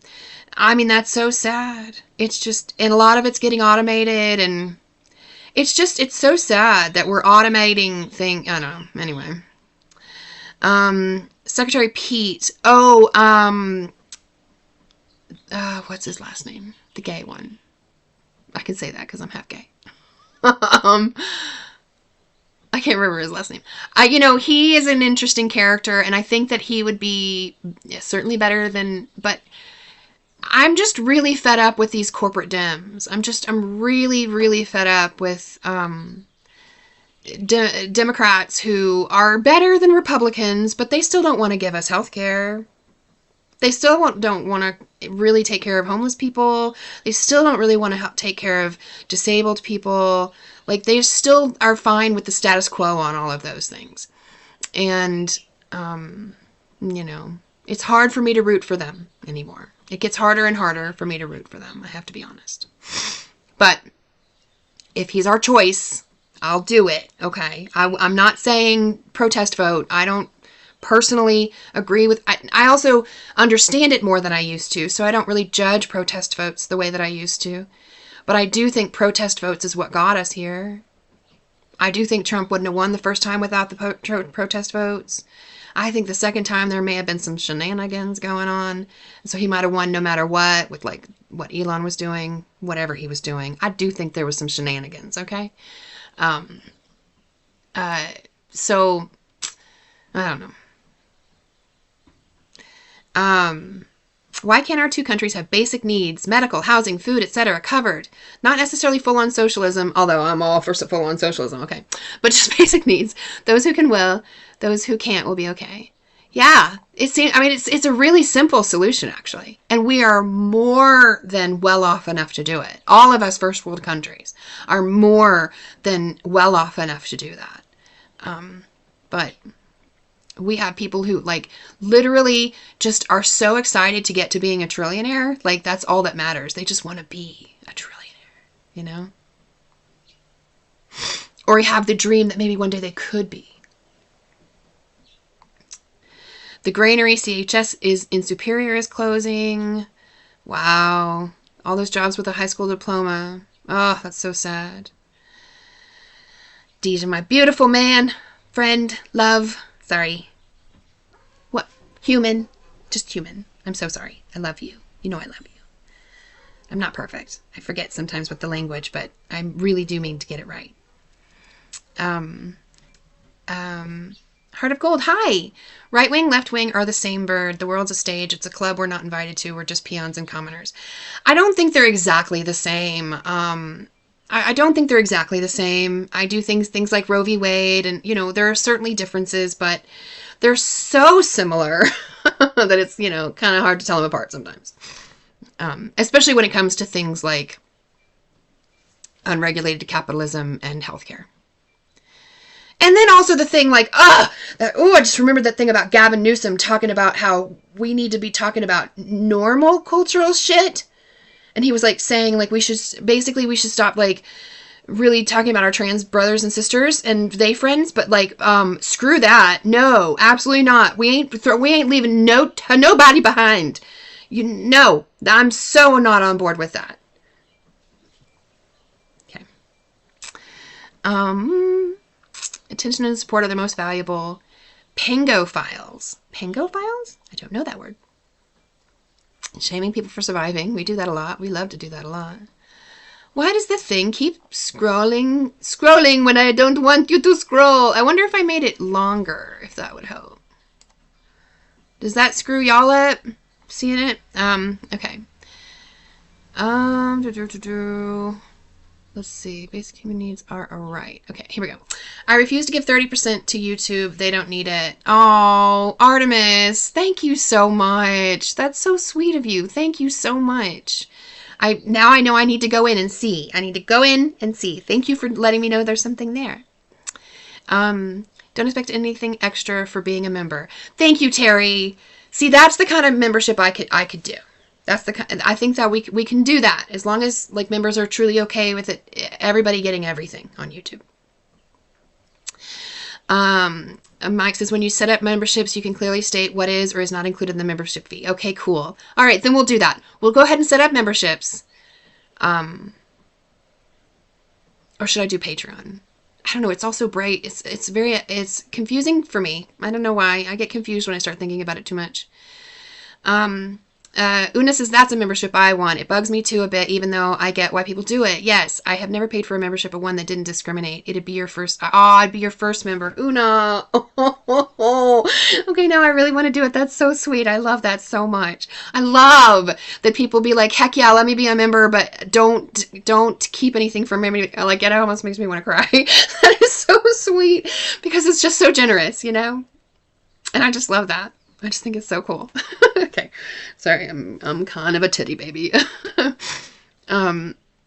Maya, thank you, Maya. Thank you. Shabby Angela says, I got to the point that my other half was making me ask permission before eating even leftovers in the house. Oh, Angela, I feel like I remember you having to leave because of your other half and me not liking your other half back then. So does that mean we've left the other half? Am I remembering correctly? Because if that means we've left the other half, I say, hell yeah, girl. Hell yeah. You can eat whatever you want to eat in your van. In that regard, the van is better, baby. Get it, girl. I love it. Pony, hi. Maya, I'm new in your channel. Hi. And you look so nice and so sweet. Keep doing what you love and what you want and the things that will make you happy. Oh, Maya, that is so sweet. It's so nice to meet you. Thank you for that. That's awesome.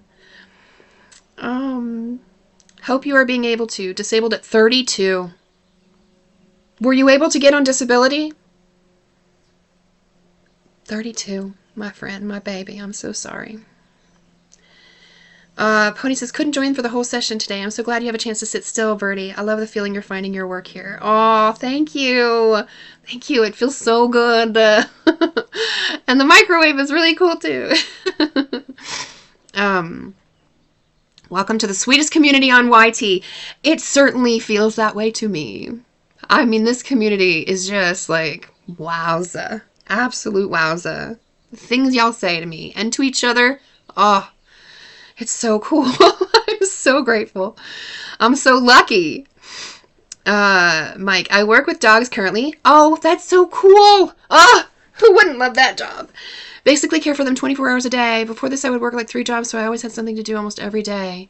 And now you get to spend your day with dogs. Oh, Mike, that's amazing. And I'm so glad that it helps you keep your depression at bay. That's amazing. Oh, that's so cool. I'm gonna get it, Birdie. Angela, so I went full-time in the van and everything is going wrong. Oh, yeah, see, I saw the video come up. I just haven't watched it yet. I just posted a video, fingers crossed it's got to get better. It was either my health and safety or staying there. So van life it is.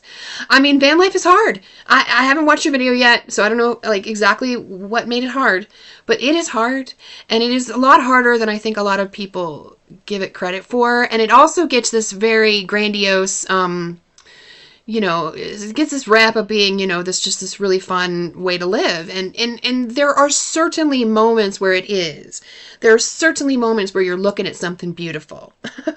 But that's the good thing, right? You're looking at something beautiful and you're paying less to do it, right? But otherwise, it's a lot of hardness. There's a lot of hardness. And there's a lot of anxiety. I mean, the anxiety that I live with, because not only am I constantly afraid, every time I hear a door close near me, I think that's somebody coming to knock on the window and tell me I'm in trouble, or a cop or something. So the doors give me anxiety. And every time I start the van, I hear something that makes me go, is the van going to die? I'm constantly afraid that the van's going to die, because if the van dies, like, that's everything. If it happens here, it's not as big of a deal, because I can probably get away with just living on the side of the street in the van. But, if it happens in certain places, you're going to be in a lot of trouble, and it's just the anxiety of it. I think a lot of people don't really understand that if you already live with, and I don't have like a specific anxiety disorder, but I deal with anxiety in the van like I never have before. Like, it's just constant, and it wears a girl out. So, Angela, I am so sorry if that's what you're dealing with. I'm going to watch your video and get caught up. If there's anything I can do at all to help make it at all easier, please let me know. Jenny, I effing... Sorry, I'm not sure what that says. Hate that I am going to get into trouble, flight, or feel it. Yes. Or that boredom. When I know that I'm burdened so heavily with things that I should or must be doing. Gah. Oh, man, Jenny. Oh, I think boredom is the thing that people don't really understand. Like, boredom is hurt. It can hurt. Like, it feels like it physically hurts sometimes. Because I just cannot do anything to entertain my mind. And it feels, I don't know, maybe I'll do a whole video on just the boredom situation, because it is life ruining in a lot of ways, like mentally ruining. Deja, I need a caregiver. What? Comes with a place to live and stipend, plus flexibility to travel on your own or as an advocate friend. Just keep me in mind. I am saving for property for houseless friends. I'm not sure who exactly you were speaking to, but what do you need a caregiver for, my sweet love? Renee, congratulations and good luck. I say congratulations and good luck too, because if I am correct, that I'm remembering correctly that your ex was doing some bullshitty things, then you've made the right choice. It's going to be hard. It'll get easier. And it doesn't have to be forever. The van part, anyway. Leaving him behind, that should be forever. Sorry, my nose is running. Let's see, Pony, restoring executive function after a severe depressive episode is something I know a bit about. It's not quick, is it? But it's possible. Restored executive function helps stave off depression. I think absolutely it can. And I think it depends on where the executive dysfunction or executive functioning or dysfunction is coming from. So it depends. Some of us have executive dysfunction from the ADHD, and then the depression makes it worse, but it's always there. So like, even when I'm in a great mood, or feeling very mentally well, that does not make it not even the tiniest bit easier to take a shower, to do the laundry, to make a video, to whatever. Like, that is hard no matter what state of mind I'm in. So I think it depends where the executive dysfunction comes from. Bobby, it's extremely isolating to not have a group of people, either coworkers or family or friends. It really is. It really is. It really is. Especially when you are the one that's making yourself isolated. And something happened recently, I don't want to go into it here too much, but where I had another like reminder that I just can't I just can't be friends with people because I will disappoint them. And it doesn't matter how much I tell, like, I mean, like friends where you're like constantly like are trying to be in contact with people, because it doesn't matter how much you can explain ahead of time. Like, I won't be able to talk to you very much, and I absolutely won't be able to answer every text you send me. And I won't, I just, and they'll say all day, that's fine. That, oh, babe, I totally understand. I watch your videos. Like, I get it. And then like 2 months later, you'll get a text from them about what a disappointing friend you are and how you're not doing the things that friends are supposed to do. And like, you're not calling them or texting them enough, and you just are reminded what an absolute shit friend you are, and how you just can't, like, I just can't, like, I don't know if I can ever try again, because, it hurt so bad. It hurt so bad to get that text and to realize that I had hurt somebody else, even though I'd tried so hard not to, and I tried so hard to explain to her, and I thought she understood. But, she wanted my friendship, and I wanted to give it to her, and I tried as bad as I could, and then the next thing I know, I get this text message about what a disappointment I am, and I don't think I can go through that again. Like, what that did to me, like this last big depression that I went through, was as a result of that, and it put me really, really, really, really, really on the ground for like a while.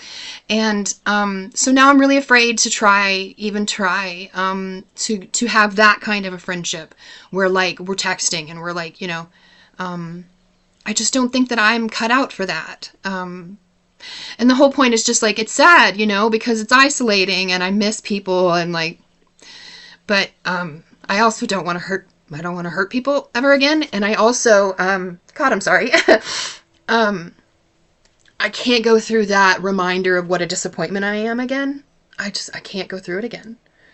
I just can't. I can't. So it sucks to be isolated, but it's also like, I think for some of us, it feels very much like armor that I am required to wear in order to survive. So it sucks, but it's reality for some of us. Sorry, Dave. Sorry, I got cryy. I'm sorry. That's a deep issue for me, man. That's a really one. Okay. Let me get caught up. Sorry. Oh, because you said send them to Antarctica, the nasty ones. That might defile the penguins. I mean, that's true. I do worry about the penguins. I do. Deja says, I'm good with whatever you experience me as. Listen, I experience you as a beautiful, high-minded, elevated human being. That's how I experience you, like in reality, sometimes my language can be a little too physical, and I still work on that.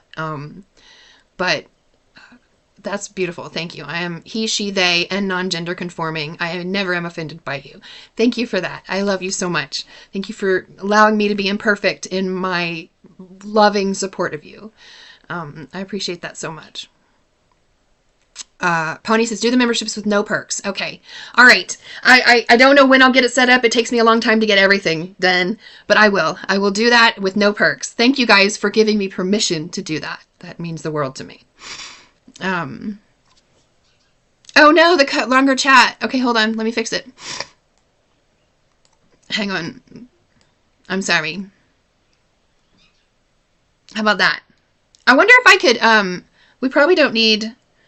Well, let me see. Can I move? No. Okay. We're just going to have to leave it like that for now. I don't really know. I don't fully understand it. So we'll just leave it like that for now, but I'll try and figure something out. I do want to do more of these chit-chatty chats, so I'll get better at it. All right. Thank you for telling me that, Terry. So I must be, okay. We'll probably wrap it up soon. Okay, so yes, Lori is on SDI, which wish it was enough to live on. Dog sitting is how I survived. Amazing. Well, that's great though. Is dog sitting an easy thing for you to do? That's really good that you have that. Fallen Star, hello. Happy today in Sacramento. Ah, nice. I shall be coming close to you in the middle of June for my baby girl's 20th birthday. April is Autism Awareness Month. I did not know that. Okay, very cool. Very cool. Yeah, we all need to be a little more aware of what it is, because I don't even know what it is, but I'm starting to think I might have the ADHD. It's possible. Currently fighting an L&L claim from 2009, trying to get released to work again. 16 years of bored. Yes, baby girl, do I understand that? Yes, I do. Sorry, it keeps scrolling on me. Oh, maybe if I move this. Hold on. Maybe if I move this. No, okay, that won't work either. All right. Sorry. Okay. Going back. You were never broken. You need better people. Be your own best friend. Thank you, Lori. Wildflower, hi. You're my bestest non-friend ever. Oh, thank you so much for that. I mean, we're just a different kind of friend, right? Because I do consider y'all my friends, and I do consider you, like, how I'm able to stay. This is like my way of not being isolated. I feel very unisolated when I'm talking to y'all, and that's so freaking cool, man. And thank you for letting me have this kind of friendship, because I don't think I can have the other kind of friendships anymore. Anyway, thank you for giving me a way to have friendships. That is just, like, maybe the coolest gift ever. Thank you for that. Oh gosh, oh gosh, oh gosh. I'm missing stuff. Hold on. Yeah, okay. Here we go. Currently fighting. Yes, I saw that. Amazing offer. Flagging faith in humanity. Reviving thanks to people like you. Deja will revive so many people in this chat. So many people in this chat. In fact, I think every single person in this chat has in some way, at some point, revived, helped keep my love of humanity alive. Because when you're doom scrolling all the time on Twitter, you can kind of start forgetting. But then you guys remind me that the actually core, us bonobos, man, we gotta stick together. We all have value. So true. Lee, hi! Oh my gosh, so good to see you. Hello, honey. Did you listen to... Oh, Citizen Soldier. No, hold on. I'm going to write a note to myself right now so that I don't forget again. Citizen. What was the name of the song again? Because I think I know him, and I think he has one of my favorite songs. I think it's Citizen Soldier. But I'm curious what the song you wanted me to listen to. When I moved to California in January of 2020, I couldn't lift my arms above my head, shuffle a deck of cards, had bite marks on my head. Oh, honey. Wow. Thank God you escaped that. I hope things are so... God, I hope things are so much better for you now. Wow. So, so sad. So sad what human beings will do to each other. Lori says, oh, I already said that. Sorry, but that doesn't sound like a real friend. I think, she was hurt. She was really hurt. And she expected things. She expected the friendship with me to go differently. Even though, like I tried to explain, it can't. It just genuinely can't. I think I've explained it in videos too. But she expected me to be like a normal friend, and so it was disappointing that I wasn't, and I get that. I'm not mad at her about it. I was hurt, very, very hurt, but not mad at her, just hurt, and it really drove home that I have to stay on my own. I cannot do it anymore. Not just because I don't want to hurt them, but because I am just too fragile, and I'm really clawing to, survival, and like anything, it's very easy for my brain to break. And I can't let that happen, because I got to stick around for like another decade at least, for my baby girl. So as a protective measure, I just cannot go through that, because I was on the ground for like 2 weeks. Like, I was so sad. And I just can't go through that again. I can't. I have to protect myself so that I can survive. And it sounds kind of pathetic, but like, whatever. Maybe it is, but it's also my reality.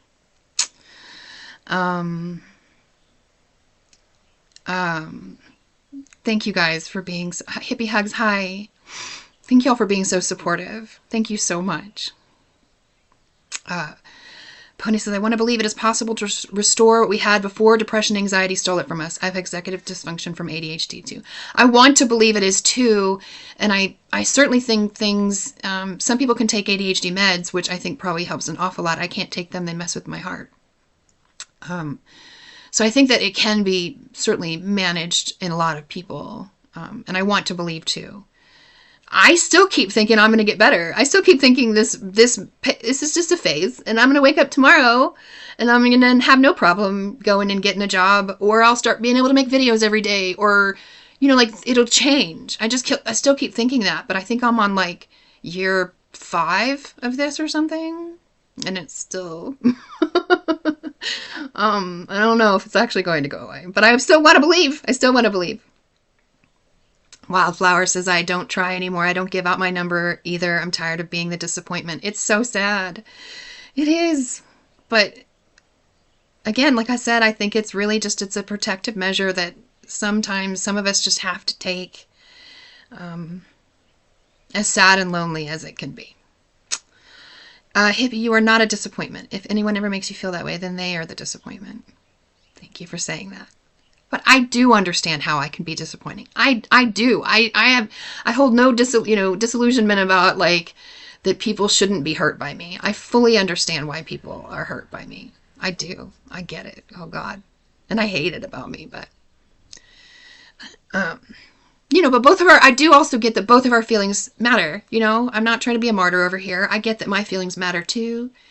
So that's why we just, we do what we have to do. CPTSD, hun. Take care of yourself. You deserve love and acceptance too. Thank you. It's okay. Still love you. I love you too, baby. So much. I know I owe you an email specifically on that topic. I've been scared to answer it, I'll be honest, because of that experience. I know I want to be your friend. I want to be everybody's friend. I want to be more to you than I am. Why do I keep crying? I'm not even in a bad mood. I'm just a very sensitive soul, y'all. Renee, thank you for giving us the hope you need, Birdie. Hopefully we can give back some. Bring on the join button. Okay, thank you, I will. Angela, boredom and loneliness. I really miss going to work. I tried last month. It scrolled on me again. You silly little bugger. I have got to figure out a way to do something about that, because it's got to get frustrating as all hell to y'all. It's frustrating to me, so I know if I must frustrate y'all. I tried last month. I got a job. I lasted 1 day, 3 hours, and then was a week that I couldn't move. I tried the van, was my last resort.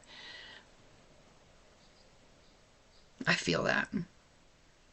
I'm sorry. I hope you find some way to be happy in the van, baby girl. It's not bad all the time. Go to the Oregon coast if you can. Go to the Oregon coast if you can. Port Orford. It's one of the ways that the van is good. You need to join the teddy bear cult. What's that? Jake, Segura solo project is twisted and dark. Feels like the best hug. Ooh, fun. Okay. All right. Oh, you. I had the thing covered so you couldn't see the first bout of crying anyway. Hippie Hug says, that's much better with the shorter chat. We can see your... Aw, thank you. Okay, I'm sorry I messed it up. Patreon pays the person more than YouTube membership. Right, so that's why I was wondering if maybe Patreon. But see, I don't know how convenient that would be for people. I just want it to be convenient for y'all. And it seems like YouTube would be more convenient for folks. Or maybe I'll do both and find some... I don't know. I've been talking about it for like 1.5 years now. I still haven't done it. But that's how I am with everything, you guys. I'm slow, but I'll get around to it. I have a hearing to see if I qualify for disability in June. Okay. Do you have an attorney? Because I didn't, and I got declined after 3 years, and then that 15-minute talk with a judge who said, oh, I think all your medical records and your therapist and all of this stuff is wrong, and I'm right. After 15 minutes of talking to you on the phone, I realized that you're actually totally not mentally ill, and you can totally get a job, and we're just gonna deny you. I was very egotistical in thinking that I could get through that whole thing without a lawyer. And I learned my lesson. So I really hope you have a lawyer, because I don't think that people without a lawyer can get. I think that the system just does not pay attention to you unless you have a lawyer there to take some of your money, unfortunately. I had worked with attorneys for many years, so I just thought I was good enough on my own. I didn't need, and I supplied so much proof that I just thought there was no way that I needed an attorney. I was very egotistical about it, though. I thought I knew more about the legal system than I did, and I was good and well denied. Maya, feel good with who you are. Don't feel the need to please other people, and sometimes you need to put yourself and your emotional needs in front of others because sometimes it's the best thing for yourself. Deja, friendships are defined by the people in them and no one else. Lori, not always. Grief and heartache I can't earn without being called a fraud, so I have to rely on what they feel I deserve. A German Shepherd paid the down payment on my van. Wow. Such a weird world we live in. I'm sorry. Pony, let's work to get you a permanent safe space to rest, Birdie. Love. Relief from continuous anxiety, boredom is going to make such a difference. It would. But I mean, I don't see how that happens. Unless I do wake up tomorrow and I'm better and I can get a job. Because, things aren't going to get better, economically speaking wise, for the country in general. So they're not going to get better for me. I am trying to just accept the fact that I'm in the van and I get an occasional reprieval. Is that the word? I don't know. I want to believe that I can someday be out of the van, but I don't really actually believe it. I don't know how it would work. I don't have the money. I don't have the money. And I also don't think I could because there are a couple of people in the community who have offered me a room. And wow, I mean, that is just unbelievable. But I already know in my head how I know how it will go. And I will end up disappointing them because I'll stay in my room all of the time. I will almost never, ever, ever come out. And that will hurt their feelings, even if they don't think that it will. It will. And then I will lose that place to live and that friend. And I can't go through that again either. So it's just better if I just stay in the van, unfortunately. But I will get these little breaks and rests every now and then. I just wish I could figure out why I've always wanted to call you Ruby. I don't know, but it's a cool name. Safe boundaries for each individual is the basis for a long-lasting friendship. I totally agree. I do. I agree with that. And I'm so lucky that I get to call you my friend. So lucky. He crossed the Rainbow Bridge last week. Oh, your German Shepherd. Oh, baby. Comparison is the song. I'm so sorry about your baby. Comparison. Okay, that's the song I'll look up. Life isn't about waiting for the storm to pass. It's about learning to dance in the rain. Yes, I 100% agree with that. And that is what I'm trying to do. And sometimes I do feel like I'm dancing in the rain when I'm in the van. So those are the moments I live for. Jake Segura, It Can't Rain Forever. He's on tour with Adelita's Way and Bad Medicine. Okay, cool. Watch my cat, please. Oh, you mean, who's going to watch your cat? Where do you live? Deja, fragility and fear is the majority of my internal life experience now. Oh, sweet pea. And you know what? I know that. But I know that from watching your videos. But I also know there is a vibration to you. As cheesy as that might sound, but there is a vibration to you that is elevated in a way. And what a weird dichotomy that must be to live with. I'm sorry, baby. Survival takes courage. Do not judge yourself. Do what's right for you. Thank you. Thank you. Weed is how I manage.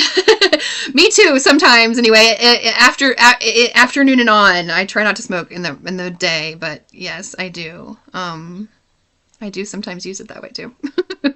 Okay, a lot, and it certainly helps me keep me asleep, or helps me sleep. You are also very inspiring. I just love the Flockers. Me too. Oh my gosh, the Flockers are the coolest people in the world. Every spring, I think things will. I think I'll get better. I'm on year 21. Yeah, yeah, it's a weird thing where you just still kind of hold on to hope, but eventually you realize, okay, this is just my new reality, and I just have to like learn to live with it. And then okay, great, but like maybe I'll wake up tomorrow, and suddenly I'll be able to just get up and take a shower and make a phone call, and it'll be fine. Dark and light in all humans, exactly. Bertie, you have so much empathy for everyone else. You need to work on having more empathy for yourself.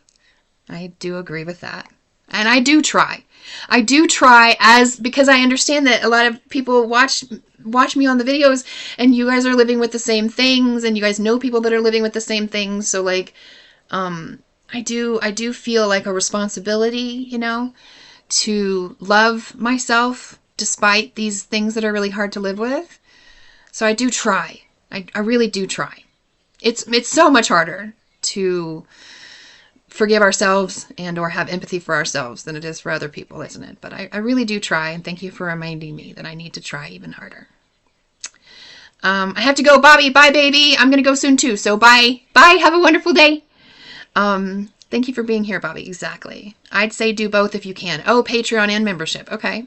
I might do that. Something like where Patreon is where maybe I can do something a little tiny extra. Maybe I can just, I don't know.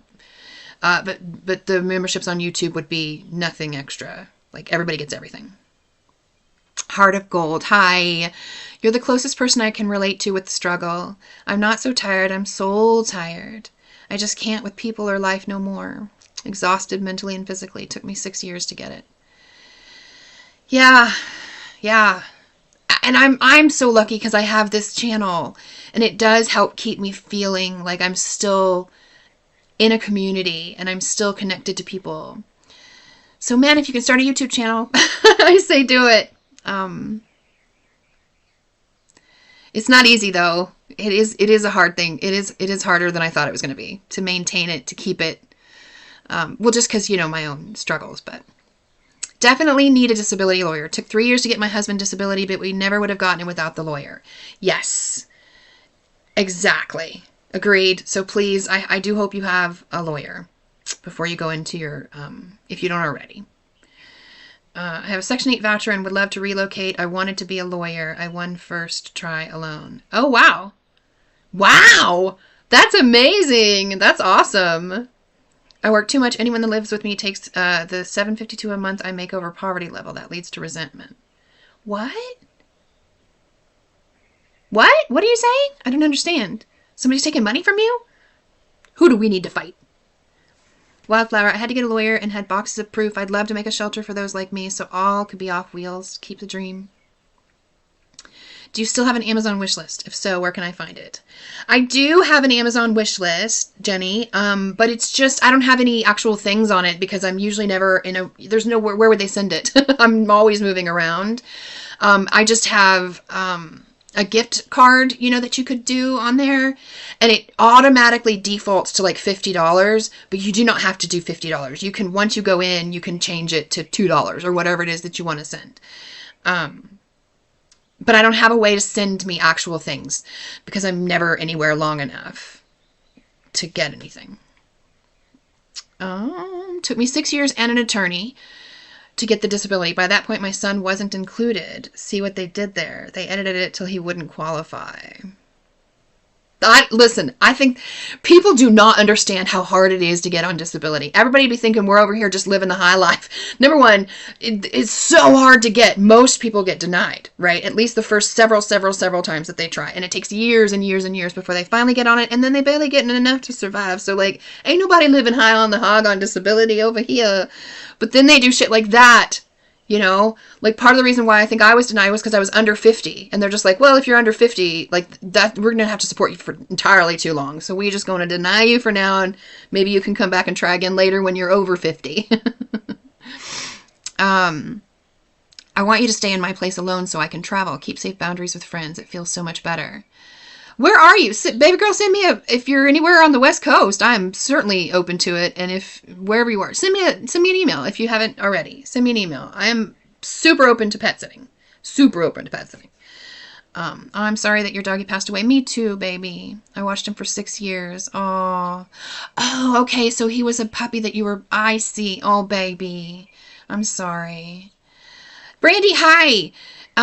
Yes, it ended up just becoming a chit chat stream because we were having weird technical issues. So, I have an optic nerve damage. I can't see without weed. Oh, okay. See, listen, that's a great reason to smoke, if you ask me. Jake Segura's sob stories. I want you to watch my cat in Washington while I go to Utah for the launch party. Oh, yes. But when?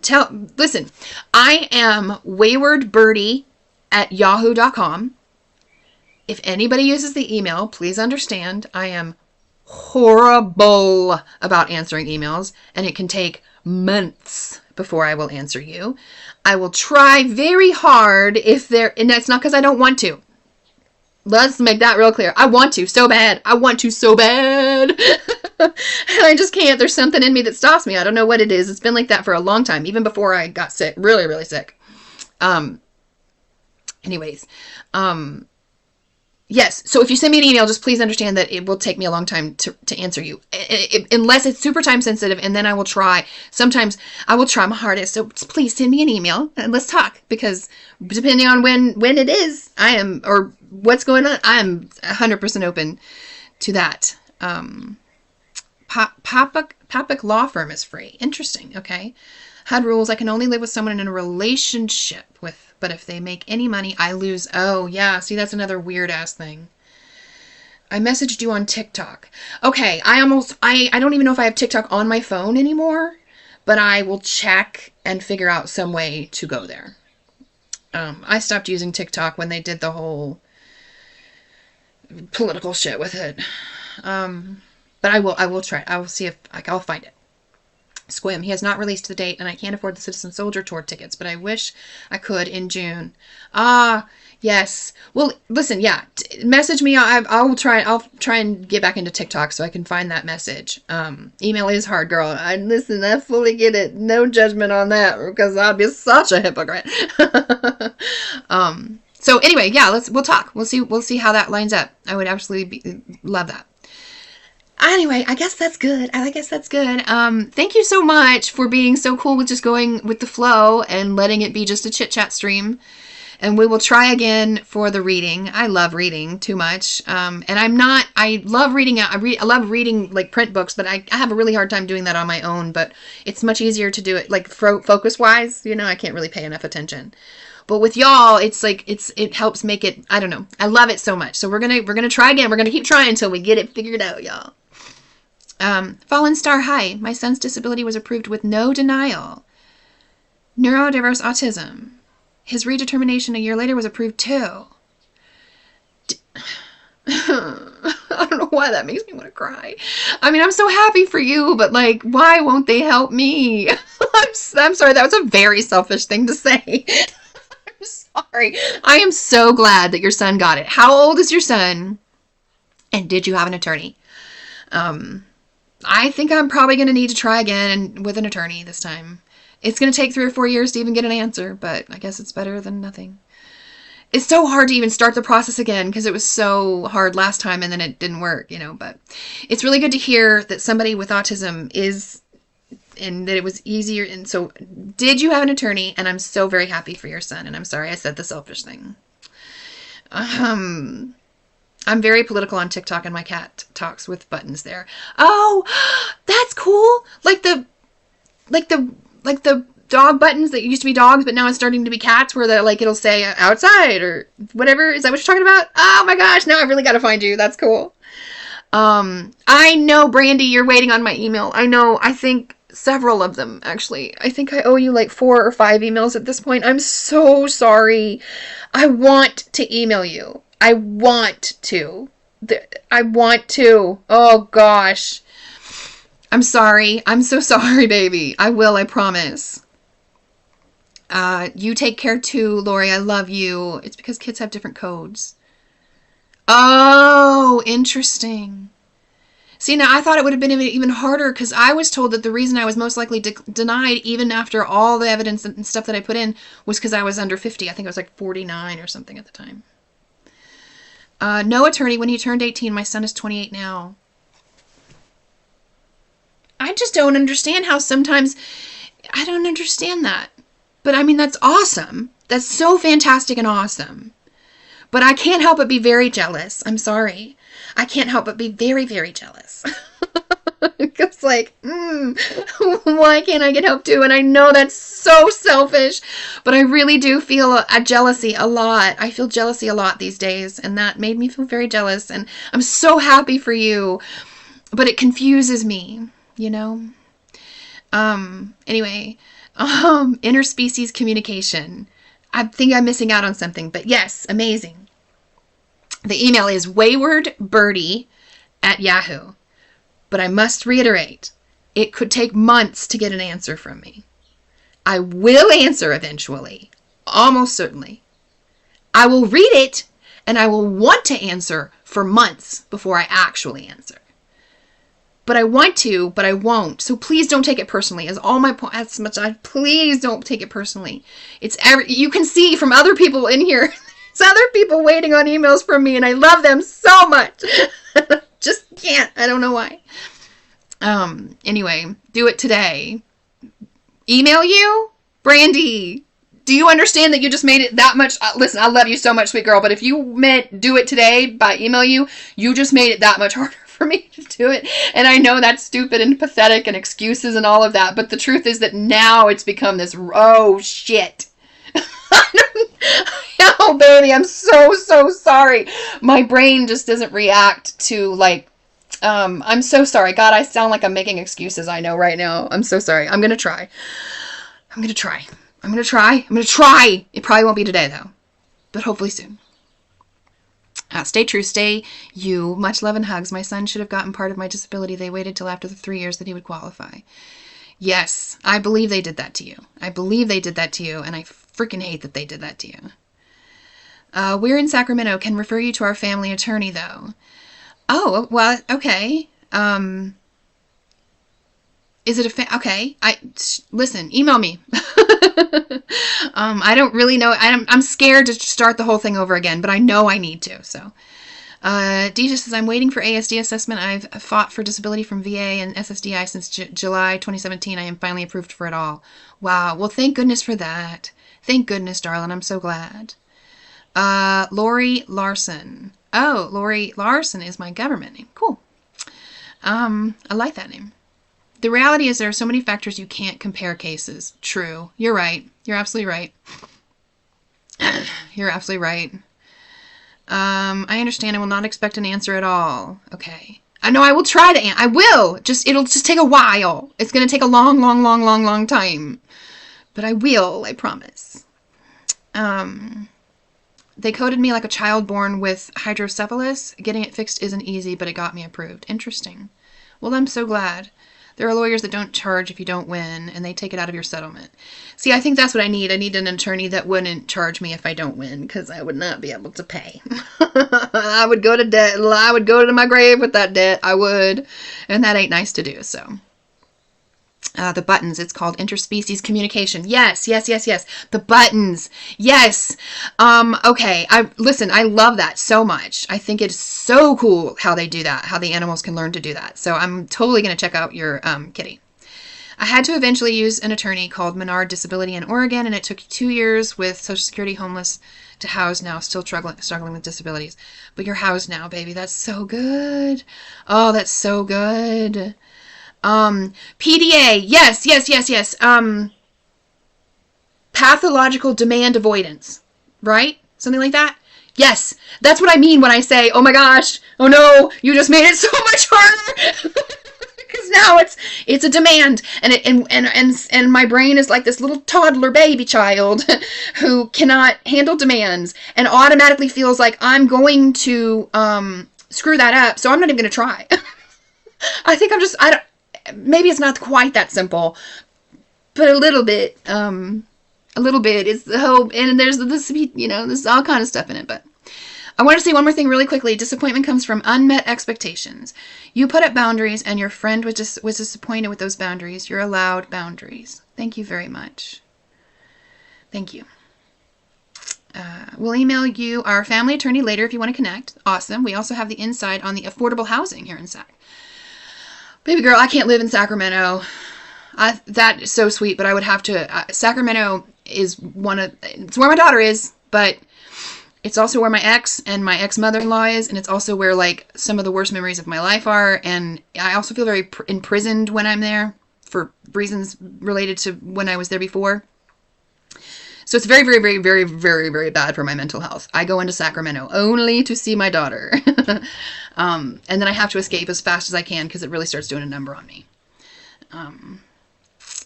But I appreciate you so much for wanting to help. Fo will boss you around and talk back. It's so fun for the brain to learn simple language with them. Oh, yeah, okay, they will, yes, okay. Oh, is that your, okay, Fo is your baby's name. It all makes sense now. Okay, it's the dots are connecting. I'm going to say something controversial, but AI can help you answer emails. Working with AI has helped me so much while I was in a deep hole. I understand it's not for everybody. I don't hate you, baby. I personally try to avoid, I avoid AI pretty much at all costs. For me, it's about the data centers mostly. Why I personally avoid it. But I don't hate anybody else that uses it. And I can totally see how it would be useful for something like answering emails. Attorney skims the top of your settlement or pay only when you get approved. Yes. See, that I'm going to have to do that. And I'm going to do it. I'm just, it's a lot. It means at first I have to get back into therapy. Oh. I mean, I've done 20 plus years of therapy. I'm so tired of it. But I know I need to. That's why I was laughing, because I know. Oh, okay, Brandy. Thank you, baby girl. Thank you for understanding. And I know you do. I know you do. I know you do. I'm so glad I caught the live. Me too, hippie. Thank you. Popick Law Firm has a free 1-800 number. Okay, cool. I'll look that up. Our attorney also commutes to Stockton if you can't do Sacramento appointments. Okay. I mean, I can do, I can come in for a short period of time. I just can't stay. What do you think about Israel? I think the government of Israel is a genocidal, homicidal, maniacal, psychopathic, murdering, narcissistic, horrible, hypocritical entity. The government of Israel. I'm sure that there are many beautiful and amazing Israeli people, so I'm not talking about the Israeli people, although I do think that there's an awful lot of them that are settlers, and I have a big problem with that. But that's kind of a lot to go into right here at the end, so... but I think that Palestine has everybody's right, as much of a right to exist as Israel does, and the fact that it seems like you have to sort of pick a side and say which one. I don't like that. Anyway, so again, it's a big thing. But that's how I feel about that. I am not a fan of Zionism. I don't think that it is ever okay to think that it's okay to kill people because you deserve this land that supposedly your God promised to you. If your God promised, oh gosh, this is way too big. I probably shouldn't get into this right now because I'm definitely going to get canceled by some people. Let me just say really, really quickly, there is a huge, big, magnificent difference between Zionist and Jewish. So when I say I don't agree with Zionism, that has nothing to do with Jewish people, because the vast majority of Jewish people aren't Zionists in that way. So I just want to make it very clear that there is a difference between the two. And I am not talking about Jewish people when I'm talking about Zionists. And I don't agree with Zionism. I just don't. I'm constantly searching for places to live along the coast. Someday we'll have land and private spaces for unique people to live in. That's amazing. That is so awesome. I love that. I am so lucky to have this community. Golly, you just don't even know. I mean, you do know. You just said it. No, you don't. They can go off your last file, get dates and doctors, information from them together and call. They will get the hard stuff while you live as you are. Okay. All right. Human rights for all. Yes. Amen. All right, cool. Well then, I'm okay. Y'all have given me all kinds of things to start thinking about and moving in the direction. Equity for all. Exactly. And land is not more important than people, and oil is not more important than people, and money is not more important than people, and anybody who says that it is wrong. I don't care where you came from or what you look like or which God you worship. You're wrong if you think anything is more important than people. So, Maya says, I live in Israel and I accept what you say. People who I know was 500 days in Gaza for no reason. I accept what you're saying. Thanks for answering. Well, okay, that's awesome. It's very nice to meet you, Maya. And that's awesome. See, you prove my point that Israeli people are a separate entity from the Israeli government, just in the same way that Americans are a separate entity from the American government.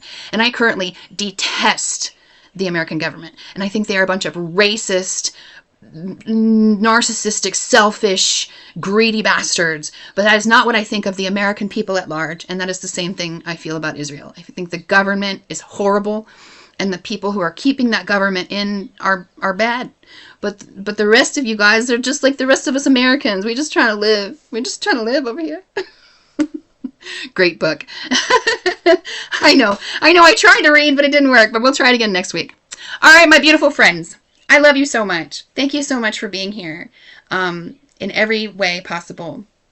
And Maya just retracted her thing, so I'm not sure if I said something wrong, and I'm so sorry if I said something wrong. But I also just said what I feel, so I guess that's that. Anyways, I love you all. I'll talk to you soon, and we'll try again for the reading next week, and I'll figure out my Wi-Fi situation, and we'll get it figured out. Mother Earth deserves some attention as they dismantle the Forest Service. Yes! Thank you, Lori. Thank you so much. So true. All right. I love you all. I'm going to go ahead and end the broadcast. I will talk to you soon. I hope you